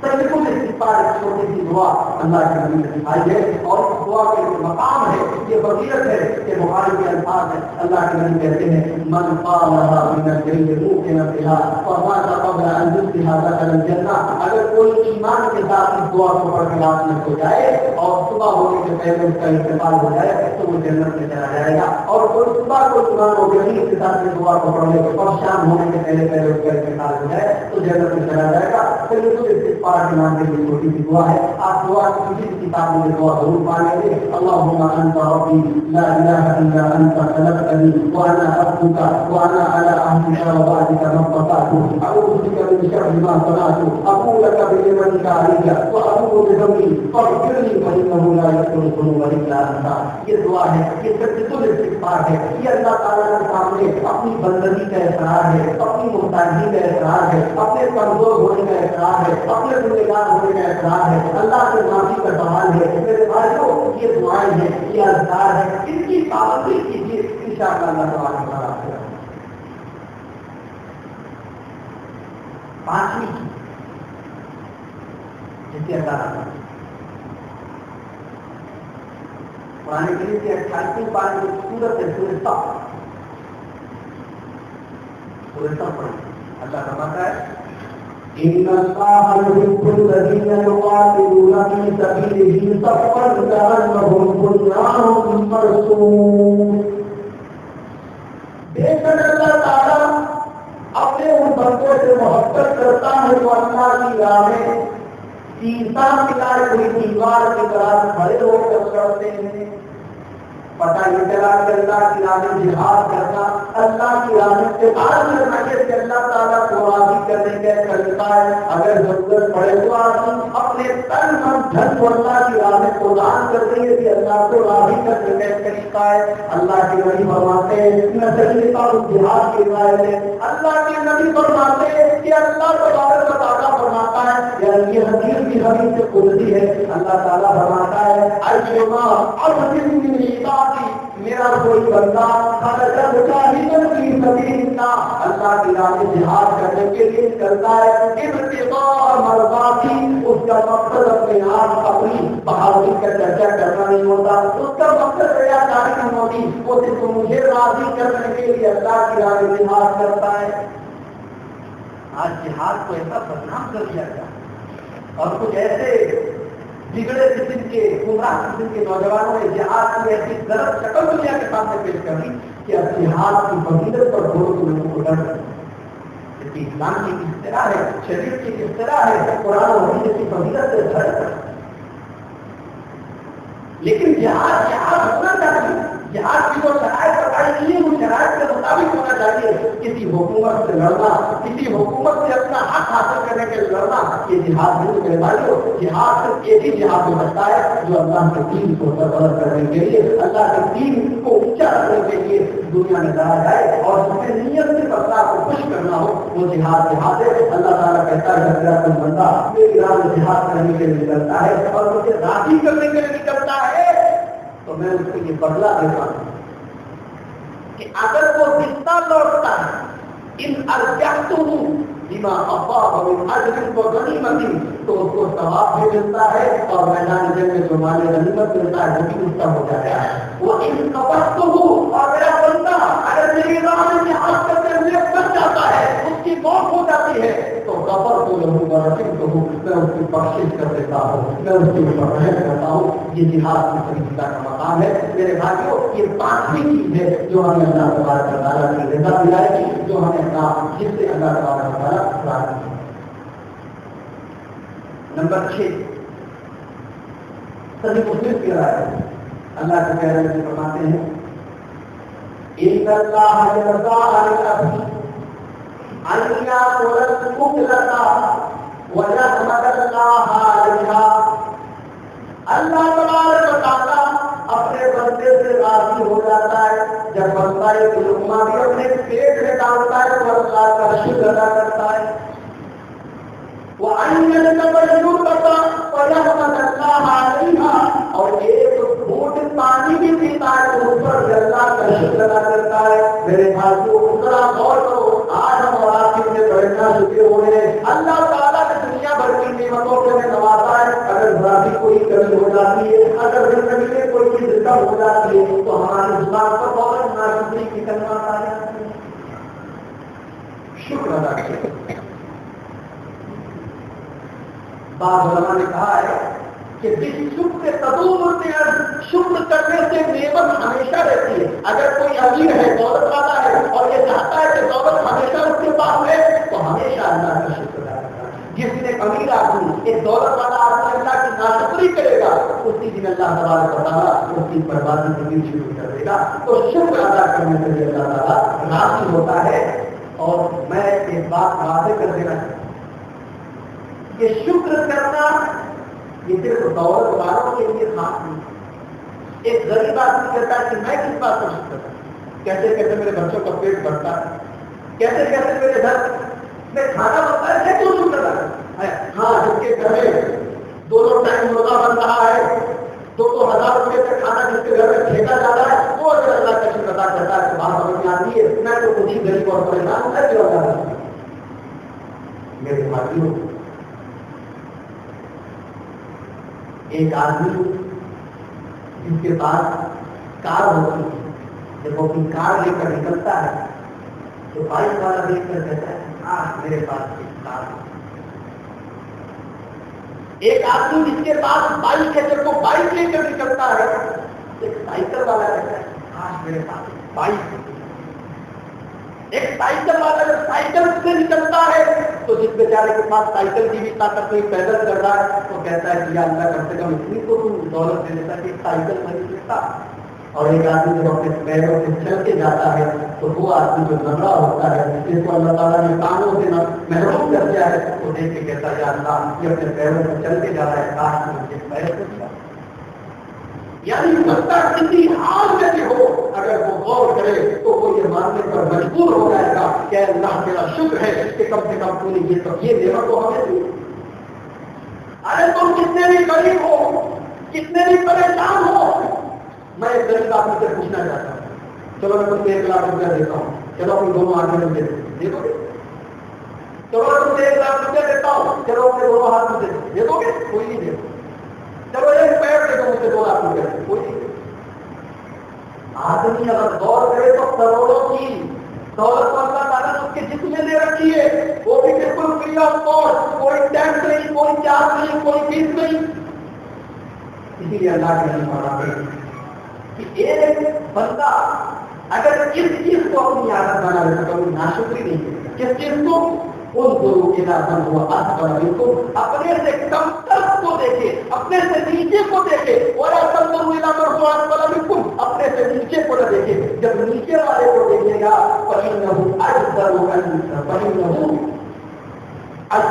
تو وہ شکر ادا کرے گا. اللہ تبارک و تعالیٰ کا شکر کرنے کا آٹومیٹک ہو جائے گا. ایک لقمہ بھی کھاؤ پڑتا ہے. جب وہ ہم لوگ 14 گھنٹے روزہ رکھتے ہیں، جب افطار کا ٹائم ہوتا ہے تو بسم اللہ پڑھ کے کھجور منہ میں ڈالتے ہیں اور ایک گلاس پانی پیتے ہیں. پانی پینے کے بعد روزہ کھولنے کے بعد کیا ہوتا ہے؟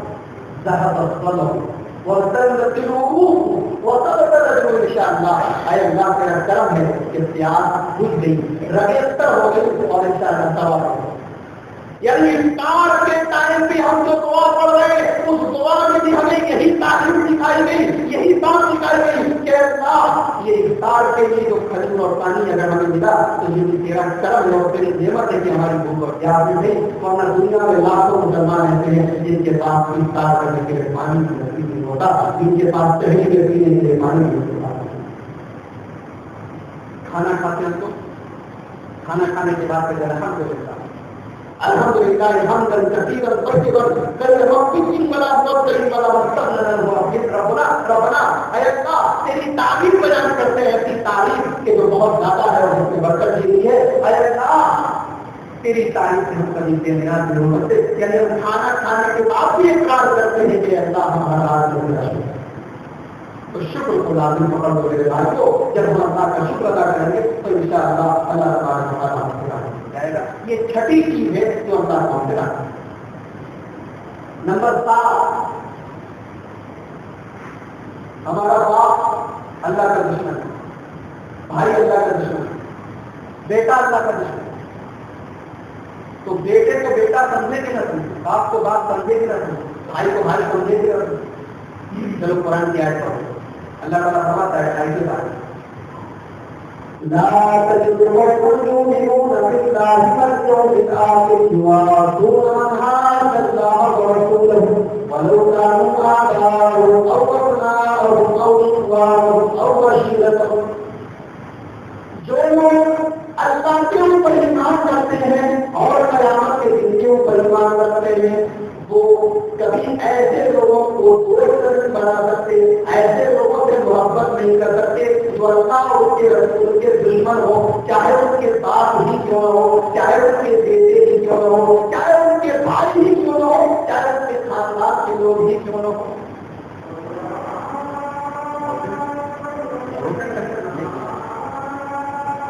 جلد وقت کے حالات ہیں.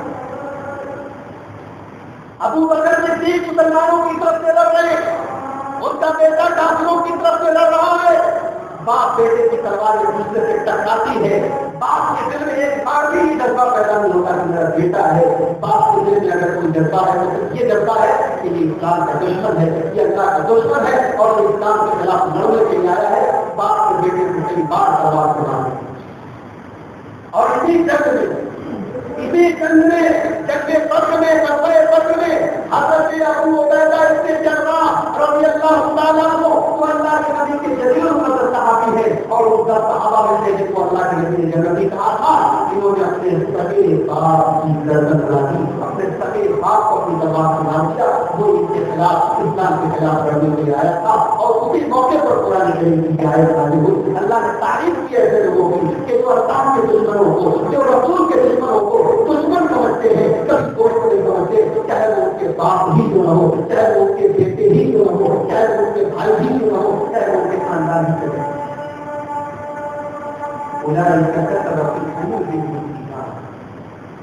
اللہ کہتا ہے کہ ایسے لوگوں کے دلوں میں ہم نے ایمان کو لکھ دیا، وہ اچھے تو ہم دن ہو، اور اللہ تعالیٰ نے اپنی طرف سے ان کی تعریف اور مدد فرمائی اور آگے فرمایا رضی اللہ عنہم ورضوا عنہ. ایسے ہی لوگوں کے اللہ راضی ہو گیا. تو پتا یہ چلا کہ اللہ کو اگر راضی کرنا ہے تو ہر قسم کے شرک سے، ہر قسم کے مشرک سے، اللہ کے ہر دشمن سے اپنے آپ کو بری کرنا پڑے گا، اپنے آپ کو بیدار کرنا پڑے گا.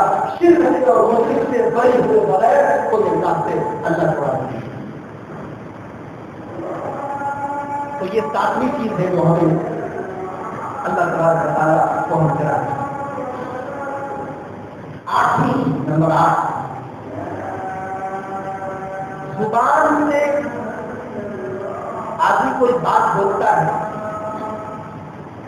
سوچتا ہے بہت معمولی بات، لیکن کبھی کبھی زبان سے بولی ہوئی ایک بات پر اللہ راضی بھی ہو جاتا ہے اور زبان سے کہیں گے ایک بات پر اللہ تعالیٰ ناراض نہیں. چلیے حدیث پڑھ کے سناتے ہیں.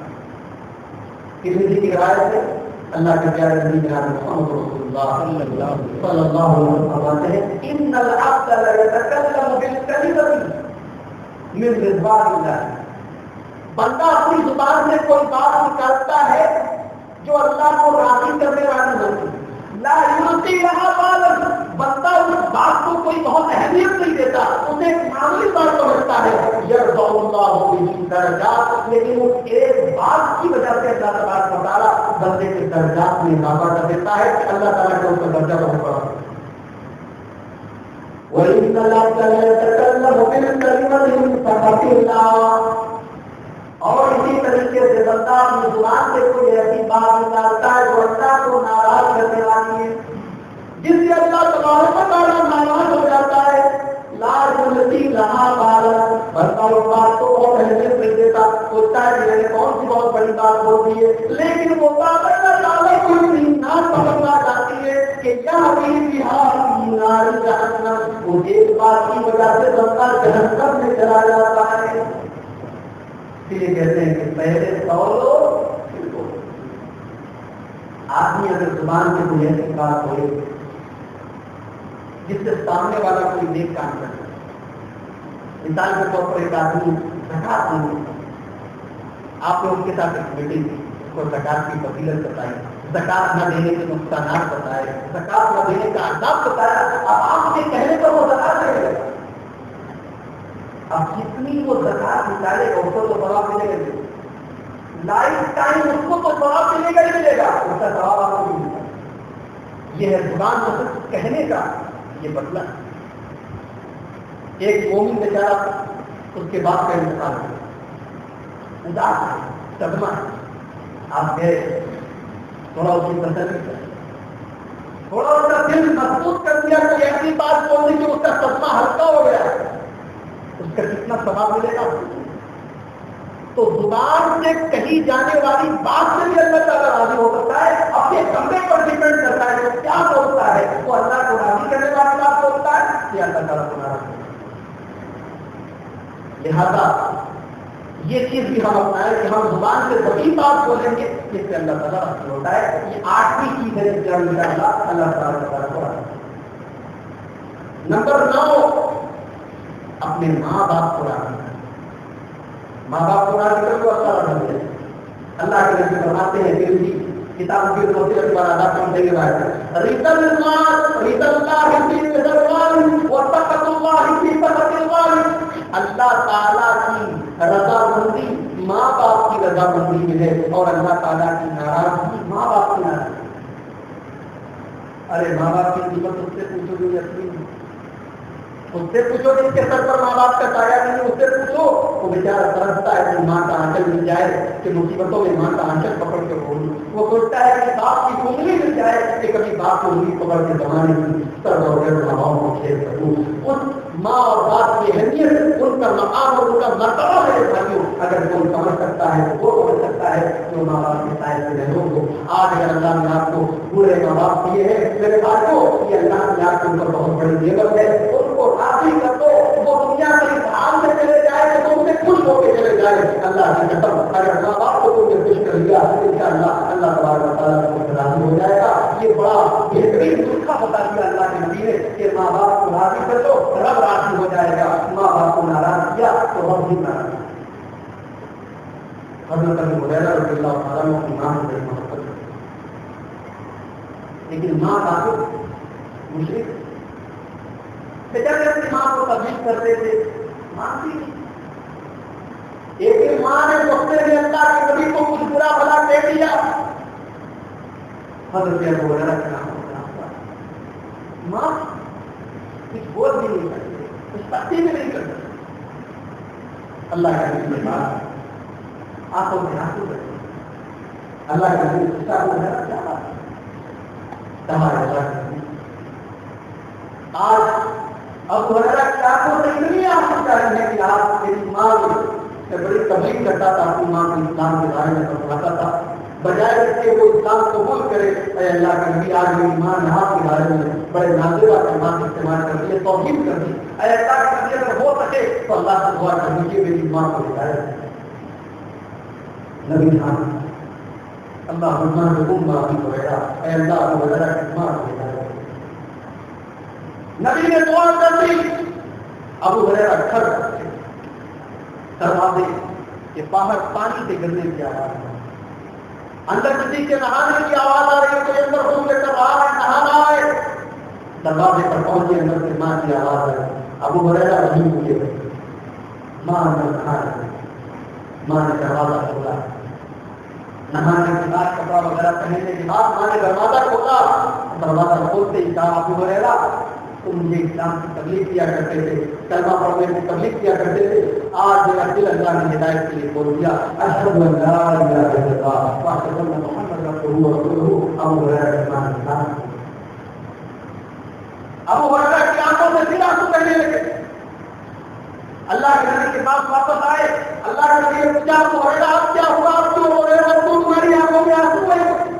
کہا اللہ کے نبی کی آنکھ کو خوشی کے آنسو ہے، یہ آنسو میری ماں کی اسلام لانے کی خوشی کے آنسو ہے. اللہ کے نبی اللہ تعالیٰ نے آپ کی دعا کو قبول کر لیا، میری ماں اسلام لے آئی، میری ماں ایمان لے آئی. اب اللہ کے نبی ایک دعا کی اور گزارش کرتا ہوں، ایک دعا کی اور التماس کرتا ہوں. اے اللہ کے نبی دعا کر دیجیے کہ اللہ تعالیٰ میرے اور میری ماں کے دل میں تمام اہل ایمان کی محبت ڈال دے. دنیا میں جتنے ایمان والے ہیں وہ ابو ہریرہ اور اس کی ماں سے محبت کریں اور ابو ہریرہ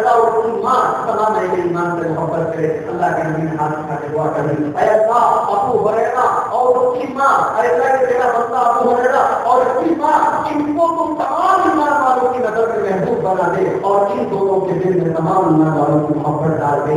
मेरे भाई को उस दुआ की बरकत है, उस दुआ का ये नतीजा है कि आज दुनिया में जहाँ जहाँ इस्लाम मौजूद है, जहाँ जहाँ कुरान मौजूद है, जहाँ जहाँ हदीस मौजूद है, वहाँ अबू हुरैरा का नाम जरूर लिया जाता है। हर ईमान वाला अबू हुरैरा से जरूर मोहब्बत करता है। यही वो खुश नसीब सहाबी है जो तमाम सहाबे किराम से ज्यादा हदीसों को रिवायत करने वाला है।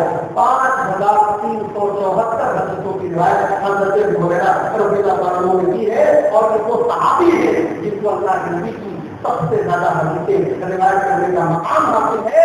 और ये मकाम इसलिए इनको मिला कि जब दीगर सहाबा अपने काम धंधे में लग जाते थे, अपनी तजारत में लग जाते थे, ये अबू हुरैरा बेचारे ये भूखे रहकर ये 2-2 टाइम का फाका करके नबी के पास रहा करते थे, नबी की हदीसों को याद किया करते थे, नबी की हदीसों को सुनाया करते थे। तो ये अपनी वालदा से इतनी मोहब्बत करते थे कि वालदा गलत थी, वालदा मुशरिक थी, लेकिन वालदा के साथ कोई बदतमीजी नहीं की। मेरे भाई, अगर आपके वालिदैन जिंदा है तो उनके साथ बेहतरी शुरू करो, उनको राजी करो और इंतकाल कर चुके हैं तो जब भी दुआ करो तो माँ बाप के लिए दुआ करो। रब्बिल हम्हुमा कमा रब्बयानी सगीरा, ऐ अल्लाह मेरे वालिदैन पर भी रहम फरमा जिस तरह बचपन में उन्होंने मुझे पाला। ये दुआ छोटी सी दुआ है, याद करो जब भी दुआ के लिए हाथ उठाओ ये दुआ करो।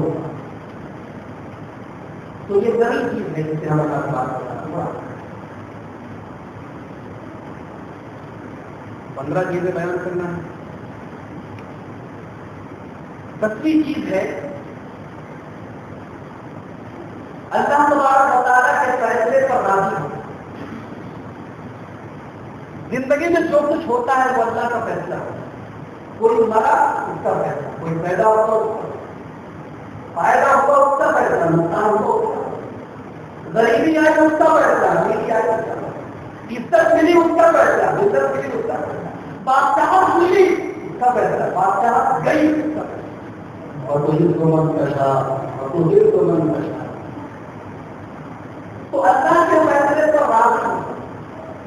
अगर अल्लाह ने कभी आजमाइश की है, माल की कमी आ गई, जान की कमी आ गई, फल की कमी आ गई, डर आ गया, तो फैसले पर राजी होगा, अल्लाह तुमसे राजी होगा।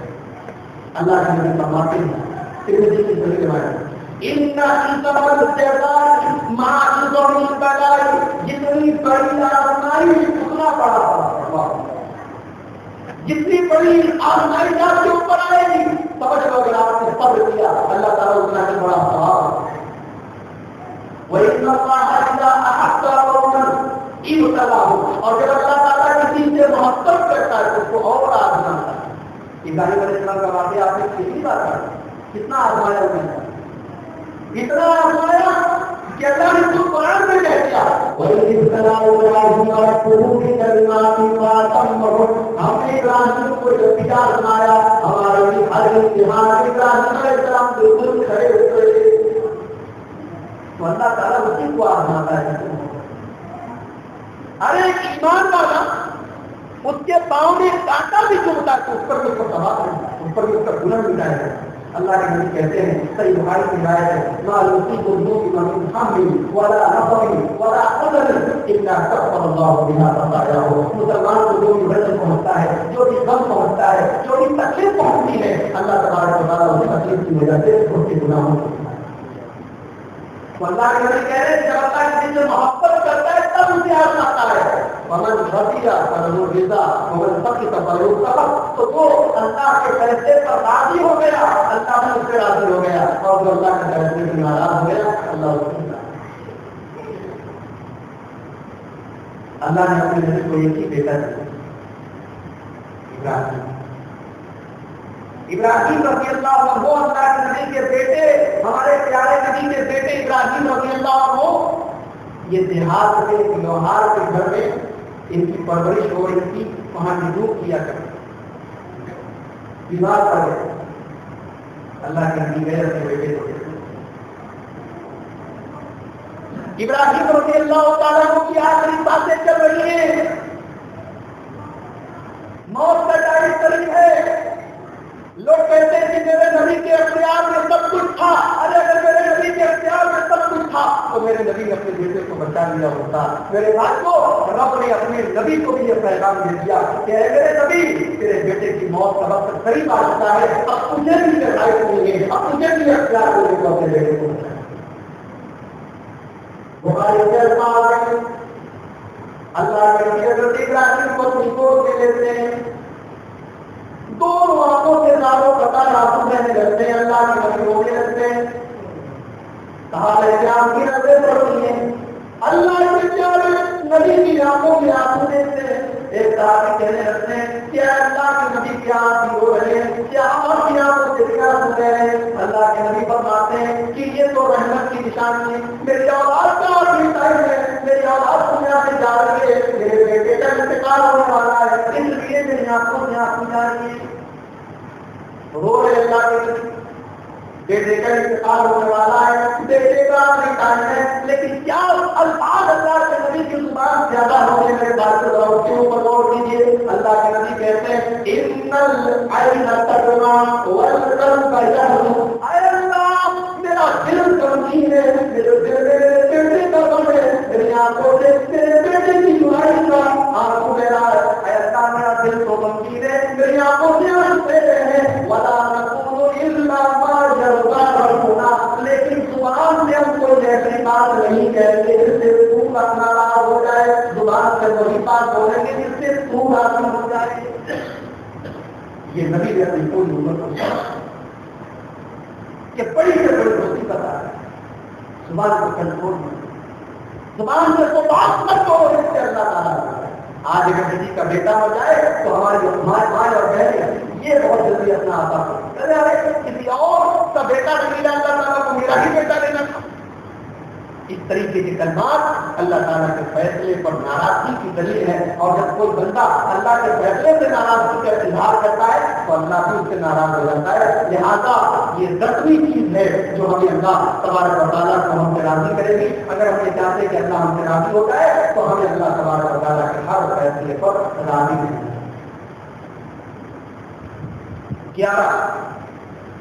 5 چیزیں اور بچی ہیں, میں آپ کو سب کا امتحان دے رہا ہوں. 11ویں چیز جو ہے وہ ہے تہجد کی نماز, قیام اللیل, جو ہمیں اللہ تبارک و تعالیٰ سے قریب کر سکتی ہے, اللہ سے ہمیں اللہ کو ہم سے راضی. اللہ کے پیارے نبی فرماتے ہیں, بڑی خوبصورت حدیث پڑھنے جا رہا ہوں, ترمذی کی روایت ہے, علامہ البانی نے اس کو حسن قرار دیا ہے. بڑے غور سے سنیے, اور ہمارے کو بھائی جو تہجد کی نماز پڑھ سکتے ہیں, رات کے 1 بجے تک موبائل میں لگے رہتے ہیں, رات کو 2 بجے تک فیس بک پر چیٹنگ کرتے رہتے ہیں, واٹس ایپ پر دوستوں سے باتیں کرتے رہتے ہیں, میں اپنے ان بھائیوں سے کہوں گا کہ اگر تم اتنی دیر تک جاگتے ہی رہتے ہو تو کھڑے ہو کے 2 ہی رکعت پڑھ, حالانکہ زیادہ سے زیادہ 8 رکعت پڑھنے کا ضرورت ہے, لیکن اگر آپ 2 رکعت ہی پڑھیں گے تو 2 رکعت کا ثواب آپ کو ملے گا, 4 رکعت پڑھیں گے تو اس کا بھی ثواب آپ کو ملے گا. میں جو اللہ کے نبی سے مستحب اور مقصود جو رکعت ثابت ہے وہ 8 رکعت ہے, لیکن آپ اس سے کم بھی پڑھ سکتے ہیں. اگر اللہ تعالیٰ نے آپ کو توفیق دی ہے تو آپ قیام اللیل کی نماز ضرور پڑھیے. اس کا مقام کیا ہے؟ اللہ کے نبی کہتے ہیں علیکم بقیام اللیل, اے لوگوں تہجد کی نماز کو, قیام اللیل کی نماز کو پڑھا کرو, پابندی سے پڑھا کرو. فإنه دأب الصالحین قبلکم, اس لیے کہ قیام اللیل کی نماز یہ تم سے پہلے جو نیک لوگ دنیا میں آئے یہ ان کی پہچان تھی, یہ نیک لوگوں کی پہچان ہے, یہ متقی لوگوں کی پہچان ہے, یہ پرہیزگار لوگوں کی پہچان ہے کہ وہ قیام اللیل ادا کرتے ہیں. اور قربۃ للقلب, قربۃ للقلب, اور یہ تہجد کی نماز تمہیں اللہ سے قریب کر دے گی. یہ اللہ سے قریب ہونے کا, اللہ کو راضی کرنے کا ایک طریقہ ہے. اللہ نے قرآن کریم کے سورۃ سجدہ میں اپنے نیک بندوں کے بارے میں فرمایا کہ تتجافى جنوبهم عن المضاجع يدعون ربهم خوفا وطمعا. میرے نیک بندے کو ہے جب دنیا رات کو بستر پہ سوتی ہے وہ بستر چھوڑ کے مجھے یاد کرتے ہیں, وہ روتے ہیں, وہ گر گراتے ہیں, مجھ سے جنت مانگتے ہیں, ان سے جہنم سے یا عذاب سے میری پناہ مانگتے ہیں. یہ نیک لوگوں کی پہچان ہے. اللہ کے نبی کہتے ہیں قربۃ الی اللہ, قیام اللیل کی نماز تمہیں اللہ سے قریب کرے گی. ومنہاۃ من الاثم, اور یہ گناہوں سے دور رہے گی. جب بندہ رات میں تہجد پڑھے گا تو بھی کوئی غلط کام کرنے سے پہلے سوچے گا کہ یا کہ میں نے رات میں تہجد پڑھی, رات میں قیام اللیل پڑھی اور دن میں اتنا غلط کام کر رہا ہوں. قیام اللیل کی نماز آٹومیٹک اپنے آپ جو ہے انسان کو غلط کام سے بچائے گی، گناہوں سے بچائے گی. وہ تکفیر السیئات، اور تہجد کی نماز اگر بندہ پڑھے گا تو اس نے اب تک جو گناہ کیے ہیں، جو نافرمانیاں کی ہیں، اللہ تعالیٰ کی جو معصیت کے کام کیے ہیں، انشاءاللہ اللہ تبارک و تعالیٰ اس کو معاف کر دے گا. اور آخری جملہ اس حدیث کا یہ ہے، الجسد، اور تہجد کی نماز پڑھنے سے، قیام اللیل کی نماز پڑھنے سے بدن کی بہت ساری بیماریاں ہیں. آج ہر آدمی بیمار ہے، کسی کو کوئی بیماری ہے، کسی کو کوئی بیماری ہے، تو بیماریوں کی ایک دوا بتائی اللہ کے نبی نے کہ تہجد کی نماز کی پابندی کرو، یہ تمہارے بدن کو بہت سارے بیماریوں سے نجات دے گی. تو میرے بھائیوں، یہ 11ویں چیز ہے جو ہمیں ہمارے رب سے قریب کرے گی، جس سے ہمارا رب ہم سے راضی ہو جائے گا. اگر ہم اپنے رب کے رب کو راضی کرنا چاہتے ہیں تو ہم تہجد کی نماز کی پابندی کریں. نمبر 12ویں چیز کیا ہے؟ اللہ تعالیٰ نے قرآن کریم میں فرمایا، فَشُدَّ عَزَمْ فَتَوَکَّلْ عَلَى اللَّهِ. اے میرے نبی، جب کسی چیز کا فیصلہ کر لو کہ یہ کام کرنا ہے تو کرنے کے پہلے بات اللہ کی ذات پر بھروسہ کرو. اپنی ذات پر، اپنے ٹیلنٹ پر، اپنے علم پر، اپنی نالج پر بھروسہ کر کے کوئی کام مت کرو. جب کوئی کام کرنا ہو تو توکل علی اللہ، ان اللہ یحب المتوکلین. اللہ تعالیٰ بھروسہ کرنے والوں کو ہے. میرے بھائیوں، رب کی ذات پر بھروسہ کرنا سیکھو.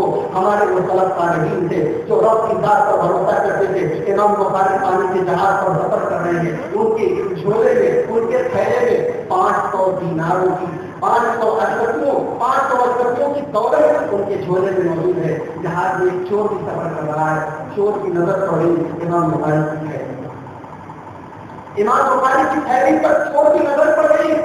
اس نے ایک طریقہ نکالا اس تھیلی کو حاصل کرنے کی. اس نے کہا، اے جہاز والوں، میری ایک تھیلی گم ہو گئی ہے. 500 دیناروں کی تھیلی میرے پاس تھی، لال کلر کی تھیلی تھی، لال رنگ کی تھیلی تھی، وہ گم ہو گئی ہے. لگتا ہے کہ آپ ہی لوگوں میں سے کسی نے چرایا ہے. دیکھنے سے وہ چور لگ رہا تھا. جہاز والوں نے کہا، تمہارے پاس 500 دینار آئے کہاں سے؟ اس نے کہا کہ میرا بھروسہ کرو، میری 500 دیناروں کی 500 روپیوں کی تھیلی چوری ہو گئی ہے، اور اگر وہ نہیں ملی تو انہی لوگوں میں سے کسی نے ہڑپی ہے. بہرحال جہاز والوں نے فیصلہ کیا کہ ٹھیک ہے، سب کے سامان کی تلاشی لے لی جائے، اگر ہو سکتا ہے اس کی بات پر نکلے، اگر ملتی ہے تو دے دیا جائے گا. تلاشی لی جانے لگی. چور بہت خوش ہوا. تلاشی لی جائے گی امام بخاری کے پاس. اس نے اپنی آنکھوں سے دیکھا تھا امام بخاری کے پاس 500 دیناروں کی تھیلی موجود تھی. امام بخاری کے پاس یقیناً وہ تھیلی ملے گی اور میں دعویٰ کروں گا اور اس طریقے سے وہ تھیلی میری ہو جائے گی. تلاشی لی گئی. تلاشی لینے والے امام بخاری کے پاس پہنچے. ان کا سامان تلاشا گیا، تھیلی کا کوئی ایسا پتہ نہیں ہے. پورے جہاز میں سب کی تلاشی لی گئی، کہیں تھیلی نہیں ملی. لوگوں نے اس کو خوب برا بھلا کہا، خود کوسا کہ تم جھوٹے کہیں گے، مکار کہیں گے، سب کا ٹائم تم نے برباد کیا. بات آئی نہیں ختم. اب وہ چور اکیلے امام بخاری کے پاس بولا کہ وہ آپ کی 500 دیناروں کی تھیلی چل. بولے آپ سے کچھ جھوٹ مت بولیے گا، میں نے اپنی آنکھوں سے دیکھا تھا آپ کے پاس 500 دینار کی تھیلی رکھے ہوئے تھے اور مجھے اسی تھیلی کو حاصل کرنے کا لالچ تھا اور اسی لیے میں نے یہ شور بجایا کہ میری تھیلی چوری ہو گئی. آخر وہ ہوئی کیا؟ امام بخاری نے کہا، میں دیکھ بڑی بات 500 دینار میں چور بنا کہ آپ کو اتنی تکلیف تھی 500 دینار تو مجھے دے دیتے، آپ نے مجھے کیوں دیا؟ امام بخاری نے کہا، تلاشی دی جا رہی ہے، وہ تھیلی تمہاری نہیں تھی، میری تھی، یہ تم بھی جانتے تھے، میں بھی جانتا، لیکن جہاز اور کوئی نہیں جانتا. تھیلی کی تلاشی دی جا رہی تھی. اگر وہ تھیلی میرے پاس ملتی تو سارے جہاز والے تمہاری بات پہ یقین کر لیتے اور یہی سمجھتے کہ امام بخاری سے. اور میں نبی کی حدیثوں کو بیان کرنے والا، نبی کی حدیثوں کو پیش کرنے والا ہوں. میرے اوپر یہ بلیم لگ جاتا، میرے اوپر یہ الزام لگ جاتا کہ محمد بن اسماعیل بھی جھوٹ بولتا ہے، یہ بھی چوری کرتا ہے، اور اس کے بعد دنیا کبھی امام بخاری کی حدیث کو قبول نہ کرتی. ان کے اوپر الزام لگ جاتا چوری کا، اور میرا شمار بھی ضعیف لوگوں میں ہو جاتا، میرا بھی شمار ان لوگوں میں ہو جاتا جن کے اندر تقویٰ اور طہارت کی کمی ہے. اس لیے میں نے اپنے تقویٰ اور طہارت کی جو امیج بنی ہے اس کو باقی رکھنے रखना जरूरी था, ताकि कल जब मैं नबी की हदीस बयान करूं तो मेरी हदीस को कोई रिजेक्ट न करे, इसलिए मैंने वो थैली फेंक दी। मेरे हाथों ये हमारे सरसारीन थे, ये मुहद्दिसीन थे, ये उम्मत के बुजुर्गाने दीन थे, इतना अल्लाह की जात पर ऐसा भरोसा और यकीन था कि 500 दिनारों की थैली उठा के फेंक दी, और ये सोच कर फेंक दी कि अगर अल्लाह तबारक व तआला ने चाहा तो 500 की जगह 5000 आएंगे। और मैं आपको बता दूं कि इमाम बुखारी गरीब नहीं, मुहद्दिसीन में गरीब लोगों का भी जिक्र मिलता है, लेकिन इमाम बुखारी की ये अल्लाह की जात पर यकीन और भरोसे की ये बरकत थी कि इमाम बुखारी अपनी जिंदगी कभी गरीब नहीं थे। अल्लाह ने बहुत कमाता था, बहुत बड़ा इनका बिजनेस था, और इन्होंने मुदाखलत कर रखी थी, इन्होंने अपना पैसा इन्वेस्ट कर रखा था। तो इस्लाम में इन्वेस्टमेंट की जो जायज शक्ल है कि अपना पैसा किसी की तिजारत में लगा दिया जाए, और जो भी मुनाफा है और जो भी नुकसान है उसमें बात बराबर के शरीक बन जाए, ये तरीका इमाम बुखारी ने अपनाया था। तो अगर हम भी अल्लाह के साथ पर ऐसे ही भरोसा करें तो इंशाअल्लाह अल्लाह तबारक व तआला हमसे राज़ी हो जाएगा। ये जो है मेरे भाइयों आराम से रहता है अल्लाह तबारक व तआला को राज़ी करने का। अब आखिरी हदीस में पढ़ने जा रहा हूँ, ये हदीस मुस्लिम शरीफ के अंदर मौजूद है, और इस हदीस में 3 चीजें हमें बताई गई, 13, 14, 15 तीनों नंबर की चीजें इस हदीस में बताई गई जो हमें अल्लाह तबारक व तआला को हमसे राज़ी कर सकती है। अल्लाह के नबी जनाब मोहम्मद रसूलुल्लाह सल्लल्लाहु अलैहि वसल्लम फरमाते हैं कि क़यामत के दिन अल्लाह तबारक व तआला बंदे से कहेगा कि मेरे बंदे उनको मरीज़न फलन तो मैं बीमार था और तू मेरे पास इयादत करने के लिए आया। बंदा कहेगा कई पाऊँ तो कबाल कर पूरा ऐसा सारे जहानों का रब है और तू कह रहा है कि तू बीमार था और मैं तेरी इयादत करूं, ये कैसे पॉसिबल है? तू तो रब्बुल आलमीन है, मैं तेरी इयादत कैसे करूं? अल्लाह कहेगा मेरे बंदे मेरा फला बंदा बीमार और तुझे पता था, तू अगर वहां जाके मेरे बंदे की इयादत करता, वो बीमार था उसकी तीमारदारी करता, तो तजिदुनी इंदहू, तो तू मुझे वहां पाता। इसका क्या मतलब? यानी मैं तुझसे राजी हूं। पता नहीं चला कि किसी मुसलमान भाई अगर बीमार हो जाए उसकी इयादत की जाए, उसकी तीमारदारी की जाए, उसकी जाके खैर खबर ले लिया जाए, तो अल्लाह तबारक व तआला इससे भी राजी। उसके बाद अल्लाह ताला कहेगा कुल को जाकियन, मैं भूखा था, इस्ततअमतु का, मैं तुझसे खाना मांगा, तूने खाना नहीं किया। बंदा कहेगा अल्लाह मैं तुझे खाना कहां से कराऊं, तू तो रब्बुल आलमीन है। अल्लाह कहेगा मेरा फला बंदा भूखा था, मुझे पता था भूखा है, लेकिन तूने खाना उसको नहीं खिलाया। तू अगर खिलाता वजह गुजार करूंगी तो आज गरीब को उस भूखे को खाना खिलाने का सवाब मेरे पास पाता, मैं तुझसे राजी हूं। उसके बाद अल्लाह ताला कहेगा मैं प्यासा था, मैंने तुझसे पानी मांगा, तुझे पानी नहीं पिलाया। बंदा कहेगा अल्लाह मैं तुझको कैसे पानी पिला सकता हूँ, तू तो रब्बुल आलमीन है। अल्लाह कहेगा मेरा एक बंदा प्यासा था, तुझे मालूम था तू पानी पिला सकता था, तूने नहीं पिलाया, तू अगर पिलाता तो आज उसका सवाल मेरे पास आता। मेरे भाइयों ये हकीकत बता रही है कि किसी बीमार की इयादत करना, किसी भूखे को खाना खिलाना, किसी प्यासे को पानी पिलाना, ये 3 काम ऐसे हैं, ये 3 काम ऐसे हैं जिनसे अल्लाह ताला राजी होता है, और इसका अजर सवाब अल्लाह ताला का बहुत बड़ा है। आज अगर अल्लाह ने हमें नवाजा है मेरे भाई को, हम देखें खासतौर से अपने मोहल्ले में, अपने इलाके में, अपने पड़ोस में कि कौन गरीब है, कौन जरूरतमंद है। हमारे बच्चे को ईद पर नया नया कपड़ा पहनेंगे, कोई बेचारा इतना गरीब है कि उसके बच्चों को पुराना कपड़ा पहनने के लिए तौफीक नहीं है। हमारे घर में तो तरह तरह की मौसम जगहें बन गई है। हमारे पड़ोस में कोई घर ऐसा भी है जहाँ 2 वक्त की रोटी के लिए भी लोग तरस रहे हैं। ये मुसलमान की शान नहीं है, ये कौन की शान नहीं है। आप खैर खबर दीजिए, आप एक गरीब को खाना खिलाइए, एक भूखे को खाना खिलाइए। आपका कोई मुसलमान भाई आपकी मस्जिद में कोई नमाजी बीमार हो गया है, आप 5 मिनट का टाइम निकालिए, उसके घर जाके, उसके हॉस्पिटल जाके उसकी इयादत कर लीजिए। ये सवाब का भी काम है, ये अल्लाह को राजी करने वाला भी काम है, और ये मुसलमान का मुसलमान के ऊपर हक भी है। अल्लाह के नबी ने फरमाया कि मुसलमान का मुसलमान के ऊपर 6 हक है। पहला हक ये है कि जब मुलाकात हो तो सलाम करे, दूसरा हक ये है कि मुसलमान भाई दावत दे तो दावत कबूल करो, तीसरा हक ये है कि मुसलमान को अगर छींक आए और वो अल्हम्दुलिल्लाह कहे तो तुम ये रहमतुल्लाह को। चौथा हक ये है कि मुसलमान अगर तुमसे कोई मशवरा मांगे, कोई नसीहत मांगे لگے تو اچھا مشورہ دو، اچھی نصیحت دو۔ پانچواں حق یہ ہے کہ مسلمان بھائی اگر بیمار ہو جائے تو اس کی عیادت کرو، وہ کرے ہو۔ اور چھٹا حق یہ ہے کہ مسلمان بھائی کا انتقال ہو جائے تو اس کے جنازے میں شریک ہو جاؤ۔ میرے بھائیوں، یہ حدیث ہمیں بتا رہی ہے کہ مسلمان بیمار ہو جائے تو ہمیں اس کی عیادت کرنا چاہیے۔ یہ ٹوٹل 15 چیزیں میں نے آپ کے سامنے بیان کر دی۔ اگر باتیں اور بھی ہیں، چیزیں اور بھی ہیں، قرآن حدیث کا ذخیرہ بھرا پڑا ہے، لیکن میں سمجھتا ہوں کہ ہم اگر کم باتیں کریں اور نہ زیادہ کریں تو ہماری آخرت کے لیے زیادہ بہتر ہے۔ میں امید کرتا ہوں کہ انشاءاللہ یہ جو 15 چیزیں بیان کی گئی، پہلی چیز میں نے بیان کی تھی توحید، ہم توحید کی بدولت اللہ تبارک و تعالیٰ کو انشاءاللہ راضی کر سکتے ہیں۔ دوسری چیز میں نے بیان کی تھی اتباع رسول، اگر ہم اپنے رسول کی اتباع کریں تو انشاءاللہ ہم اللہ تبارک و تعالیٰ کو راضی کر سکتے ہیں۔ تیسری چیز میں نے یہ بیان کی تھی کہ ہم فرائض اور نوافل کا اہتمام کریں تو انشاءاللہ اللہ تبارک و تعالیٰ ہم سے راضی ہو جائے گا۔ چوتھی چیز میں نے یہ بیان کی تھی کہ اگر ہم اللہ تبارک و تعالیٰ کا ذکر کریں تو انشاءاللہ اللہ تبارک و تعالیٰ ہم سے راضی ہو جائے گا۔ پانچویں چیز جہاد کی سہولت، چھٹی چیز اللہ تبارک و تعالیٰ کا شکر ادا کریں، ساتویں چیز ہم اللہ کے دشمنوں کے اپنے آپ کو بری کر لیں، آٹھویں چیز زبان سے کوئی اچھی ایسی بات نکالیں جس سے اللہ راضی ہو جائے، نویں چیز اپنے والدین کو راضی کر لیں، دسویں چیز ہم اللہ تبارک و تعالیٰ کے فیصلے پر راضی ہو جائیں، گیارہویں چیز ہم تہجد کی پابندی کریں، اور اسی طریقے سے 12ویں چیز میں نے یہ بیان کی تھی، 12ویں چیز میں نے یہ بیان کی تھی کہ ہم جو ہے اللہ تبارک و تعالیٰ کی ذات پر بھروسہ کریں، اور 13، 14، 15 ہم کسی غریب کو کھانا کھلائیں، کسی بیمار کی عیادت کریں اور کسی پیاسے کو پانی پلائیں۔ یہ ٹوٹل 15 چیزیں اللہ تبارک و تعالیٰ کی توفیق سے میں نے آپ کے سامنے بیان کی۔ اگر ہم ان باتوں پر عمل کریں انشاءاللہ اللہ تبارک و تعالیٰ ہم سے راضی ہوگا۔ آگے رمضان کا آخری اشرا ہے، کل سے 7 رات شروع ہو رہی ہے، ہم سب کوشش کریں کہ انشاءاللہ ان چیزوں کو ہم اپنی زندگی میں اپنائیں گے، ان چیزوں کو اپنی زندگی میں لائیں گے۔ ہمیں ان 15 چیزوں پر عمل کریں۔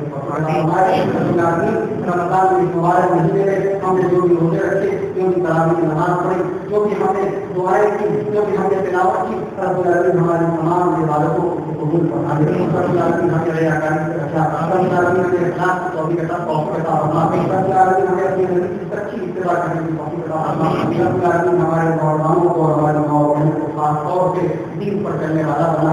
رب العالمین ہمیں فطروں کے اس دور میں رب العالمین ہمیں مضبوطی سے سنت پر چلنے کی توفیق عطا فرمائے۔ رب العالمین ہمارے آنکھوں کے اختلافات کو ختم کر دے، ہمیں مستحق بنا دے، ہمیں آپس میں ایک دوسرے کے دلوں کو ملا دے، ایک دوسرے کے دلوں میں دنیا کو ختم کر دے۔ رب العالمین ہماری تمام عبادتوں کو دنیا میں قبول فرما، جب دنیا میں زندہ ہے اسلام پر زندہ اور خاتمہ ہمارا ایمان کرو۔ آمین وآخر دعوانا الحمد للہ رب العالمین۔ السلام علیکم و رحمۃ اللہ وبرکاتہ۔ محترم کا بہت بہت شکریہ ادا کروں گا، اللہ تعالیٰ معافی کا فضلہ ہمیں عطا فرمائے۔ ابھی کچھ اچھی اچھی باتیں تعلیم رکھی ہے، اور العالمین میں دعا کروں گا اللہ کا فضلہ فرمائے۔